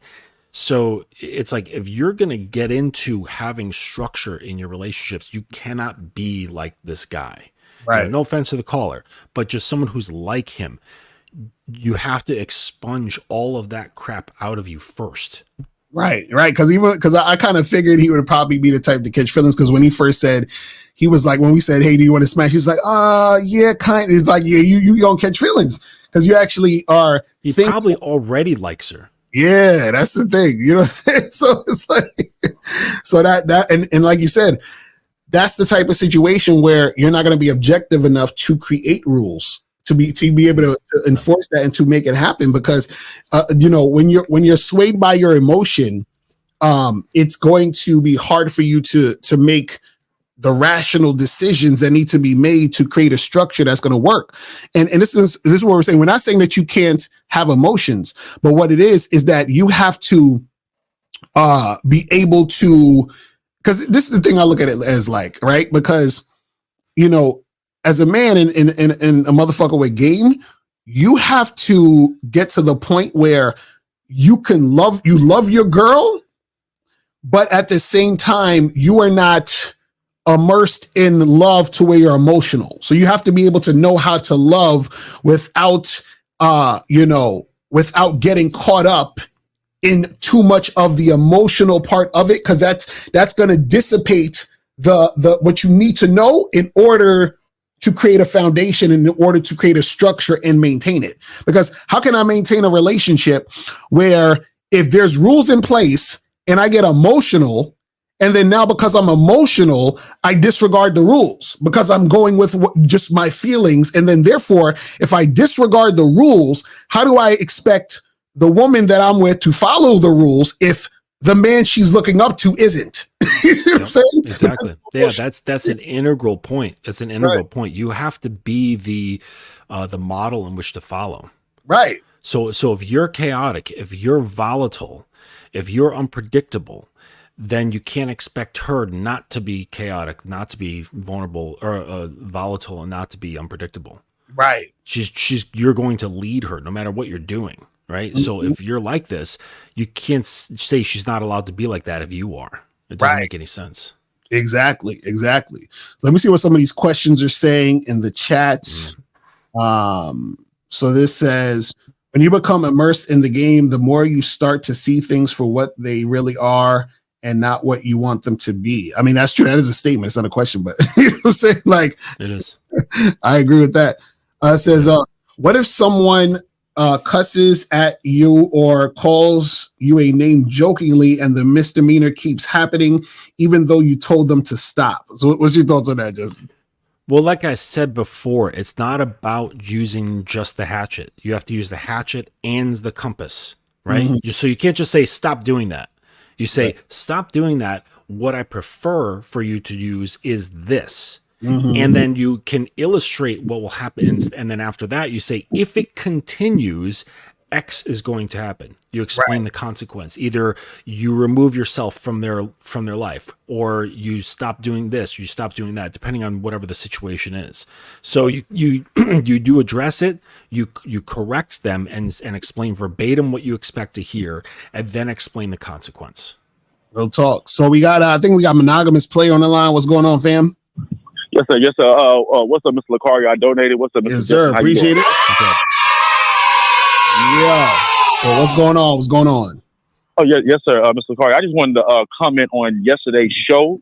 I really enjoyed yesterday's show because there was a lot of different perspectives. And shout out to what's her name, Kiki? Yeah. Mm-hmm. Yeah. Shout out to Kiki, right?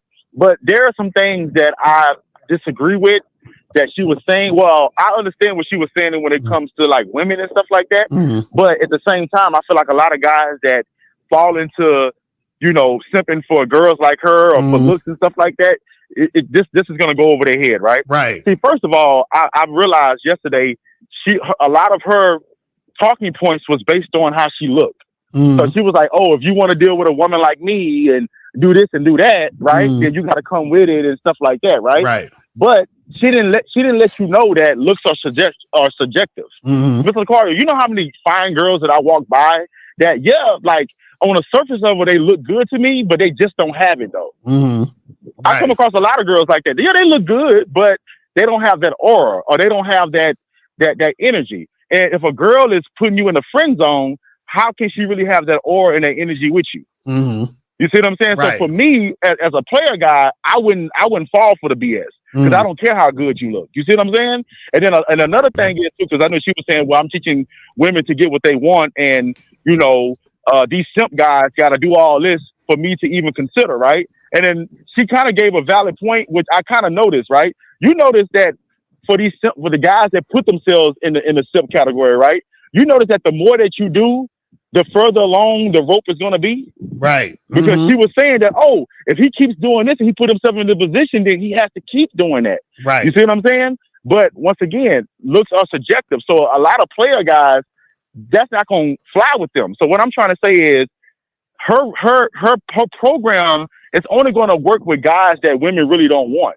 So at the end of the day, the women that's following her lead or doing what she's doing is not going to get what they truly want. Yeah, they're going to get their ego stroked because there's going to be some guys that they don't want. It's going to be on them. But at the end of the day, when it's time for that woman to really want the guy that she really wants, and he's a player or he's a guy of standard, then she can't run that game on him. Right. Well, also, right. But the thing is, and this is what guys have to be careful of. And this is why, see, part of the reason why I like to, and I'm gonna have to do some more of this, like to interview women and stuff. And, you know, with this aspect is because I want guys to also understand and peep how women are going to respond to certain things. If you notice in that video, when I think it was Ifosa asked her, I think when was the last time she had sex or whatever, and she didn't want to answer, right? And so you have to understand that socially, women are going to say things in public that versus what they would say behind closed doors, because socially, women still want to put up a certain type of image, right? And the reason why they want to put up a certain type of image is because socially, they still need guys to treat them a certain way. So if a woman is saying, for example, like if a woman socially generally is saying, hey, look, usually if I meet a guy that I'm really sexually attracted to, I'll fuck him on the first night, right? So if she says that socially, right, what's going to happen is just to cut off. If she says that socially, what happens is that guys will say, wait a second, I saw you on the podcast saying that if you like a guy, that you'll have sex with him. So then if you go out with that girl and she doesn't have sex with you, what does that mean? It means she don't like you like that, right? You see what I'm saying? Right. But guess what, Mr. Cario? She don't want the guys to know that. Exactly. She's going to say, oh, we got to get to know each other and, oh, we need to build rapport and stuff like that. But mind you, the guy that she thinks is a 10 or whatever, she's willing to, put her pride to the side to try to get with him. Right. And whatever it takes. You see what I'm saying? So that's what I'm trying to say. Like, if I was speaking to women, I would say that kind of watch that, because you low-key can bite yourself in the ass. You see what I'm saying? Because Mr. Cario, you know how many times where I've talked to women and I can tell they're so used to simps. Right. So, like, you're going to automatically start treating every guy like a simp. Mm-hmm. And then you're going to miss out on the opportunities of a real guy that really could have put you in the program. Right. You see what I'm saying? So that's what I'm trying to say. This is the thing real quick. So what happens is this, right? If I say to you guys, hey, 2 + 2 = 4, right? Yes. And women are attracted to 4. So all you got to do is put 2 and then the 2 and then you get the 4. And then a woman might say, well, actually, 2 + 2 is 79.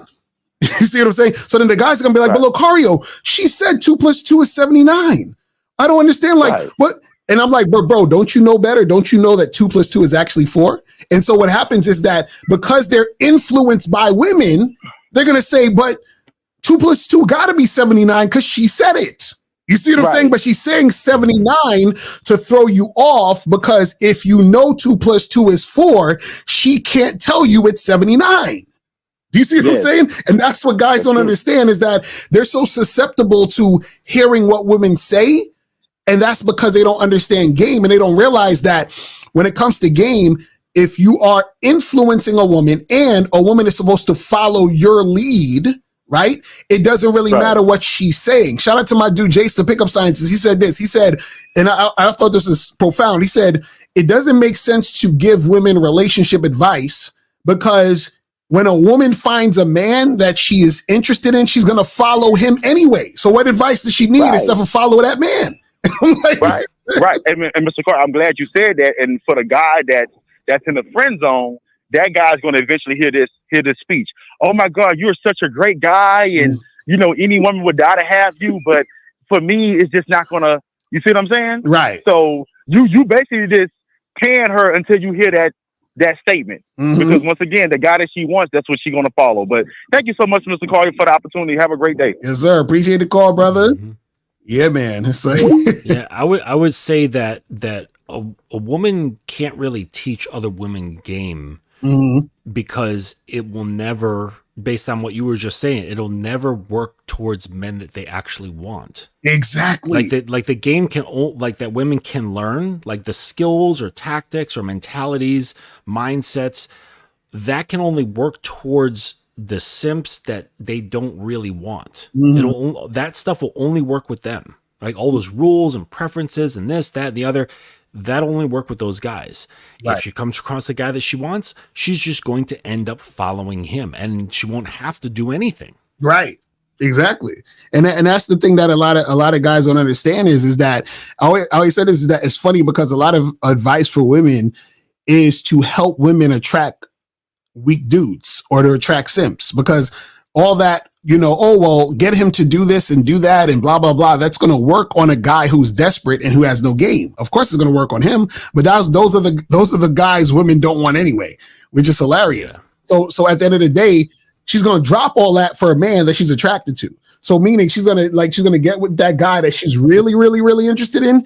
And he's going to be like, hey, this is my plan. This is my program. And she's going to go that way with him. It's just that what it is. And, honestly, I think women's game should be more defensive.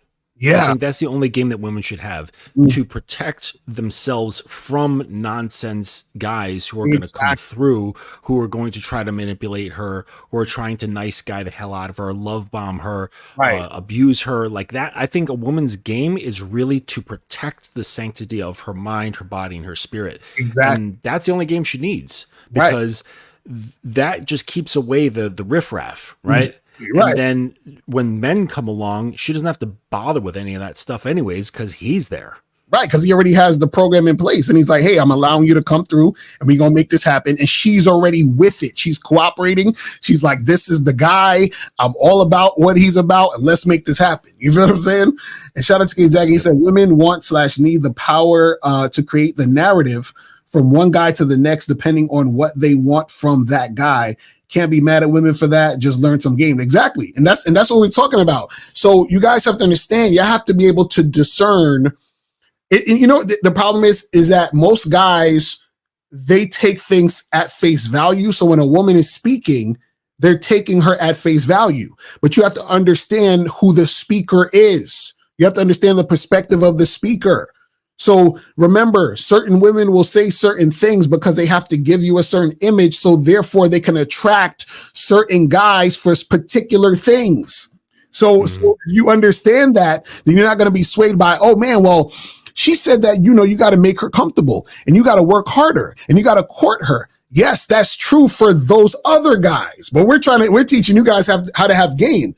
This is why Justin's website is called Dominance Academy. It's not called Do What the Woman Wants Academy. You know what I'm saying? It's like, you got to understand that if you are the guy who's acquiescing to her, then you're the guy she's settling for. It's that simple. You know what I'm saying? Yeah. It's crazy. It's crazy, man. But we about to wrap this shit up a little bit. Let me see if we have any more questions. Let's get some more of these questions, then we're gonna wrap this shit up. It says, hold on, where was we at? It says, I disagree with that, where there comes to a point where you have to confront the disrespect. If not, people will just think it's okay to keep disrespecting you. Okay, I think that was from earlier. If a potential fuck buddy raises her voice at you for minor things, charge or give her a chance. No, that's done. That's a wrap. That is a wrap. Listen. Rules are for they're earned. Like, why would you have any kind? Because yes, it takes some kind of effort to formulate, to observe, to maintain, and to enact. Like, don't do that for a fuck buddy. Like, yeah, you should have boundaries as a fuck buddy, and that's it. Rules, yeah, that's something that's developed over time and they're earned. Exactly. Real talk. It says if she cancels a hookup that both of you confirmed, then she decides to cancel for some reason. Is it emotional telling her she cancels again? No more playtime. No, it's not an emotional thing to let a woman know what the deal is supposed to be. You can be acting emotional while telling her, but you don't have to be emotional letting her know what it is. You see what I'm saying? So yeah. The statement's not emotional, but if you are emotional, well, exactly. That's you. Right, exactly. So a lot of you guys, the thing is that there's a lot of butt hurt and emotion behind what you're saying. You feel what I'm saying? Because what you're saying could be correct, but if you're doing it in a way that, what's wrong with you? You should, it's like, bro, like, relax. Just let her know, hey, look, this is the deal. This is the time we had. If this happens again, we're done. That's it. You feel what I'm saying? Keep moving. It says, with that in mind, that means attraction equals them being more comfortable. No, what are you talking about? Viona, I don't know where he was at with that one. It says, how can I keep her engaged in conversation without being a dancing monkey? Hilarious. Oh, geez. That right there, this guy's a red pillar. Oh, of course. That whole the whole dancing monkey thing that comes from the whole red pill circle thing, like Tomasi isms and things like that. Yeah. If you're worried about that, you're already in the wrong place. Mm-hmm. Okay, so let me just put this in. So the way I view verbal game, if I don't really like to call it that, but it's just another form of expression. Okay, right. So when I'm a huge fanatic when it comes to classic jazz. Okay. if John Coltrane goes on stage when he was alive and he plays, is he being a dancing monkey for the crowd? Right. Exactly. No. He's just there expressing himself. Mm-hmm. Does he care if they enjoy it? Does he care if they don't enjoy it? No. Is that going to affect how he plays? No. He's just going to keep doing what he's doing, how he likes to do it. Right. And so if you enjoy having that creative interplay of words with another person to elicit certain feelings, experiences, perceptions, and so on, then that's just what you do, right? If there is a intention behind it or motivation to, I hope I keep her engaged, that's going to change everything in the same way as if a stage performer is worried if the audience likes what they're doing or not. That's going to change everything that they do. Okay. Right. So it's not going to be genuine. It's not going to be a genuine expression. You're sitting there with like this side perception going on and being like, okay, is she engaged? Did she turn? This is the guys who are like, oh, she turned 45 degrees. She fixed her hair behind her ear. She turned her toes towards me while we were talking. Right. Like, this is the same sort of dudes who do that sort of shit and like analyze, stop looking for things from a woman and just express yourself. If they like how you express yourself when it comes from a genuine place, then they do. If they don't, who cares? Right. That's just not the person for you. Real talk. And a lot of times this whole dancing monkey thing and all this other stuff is because guys are coming from the premise of trying to impress women or trying to do things to win the favor of women. You feel what I'm saying? And that's the issue with a lot of these guys out here when it comes to this, is because they keep making everything about women. So now they feel like, oh, well, I have to, do all this stuff and tap dance and be this entertaining guy so that she'll like me. And it's like, that's the problem with it, where it's the mentality that you guys are coming at it with. You feel what I'm saying? Mm-hmm. That's really what it's about. But yeah, man, this was fire. You feel what I'm saying? Shout out to you, Justin, coming through. So tell everybody where they can get you at and all that other good stuff. Yeah, if anybody wants to learn more about rule creation, how to bring in rules into an already existing relationship, or how to bring it up when you're first starting with a woman who has graduated to the point of girlfriend, get in touch with me. There's a number of ways. You can email me at justin@thedominanceacademy.com, or you can go to my website, and that's full of information as well, which is thedominanceacademy.com, or just get in touch with me at Instagram, which is thedominance.academy, and we can have a chat. The first call is always free. And then we can set something up and go from there if you want to develop something in your program. Real talk. And guys, make sure you guys go to badboymembership.com, masculineidentitymembership.com. Make sure you guys join the memberships, man. I appreciate everybody tuning in. You feel me? And yeah, man, we will holler at y'all later.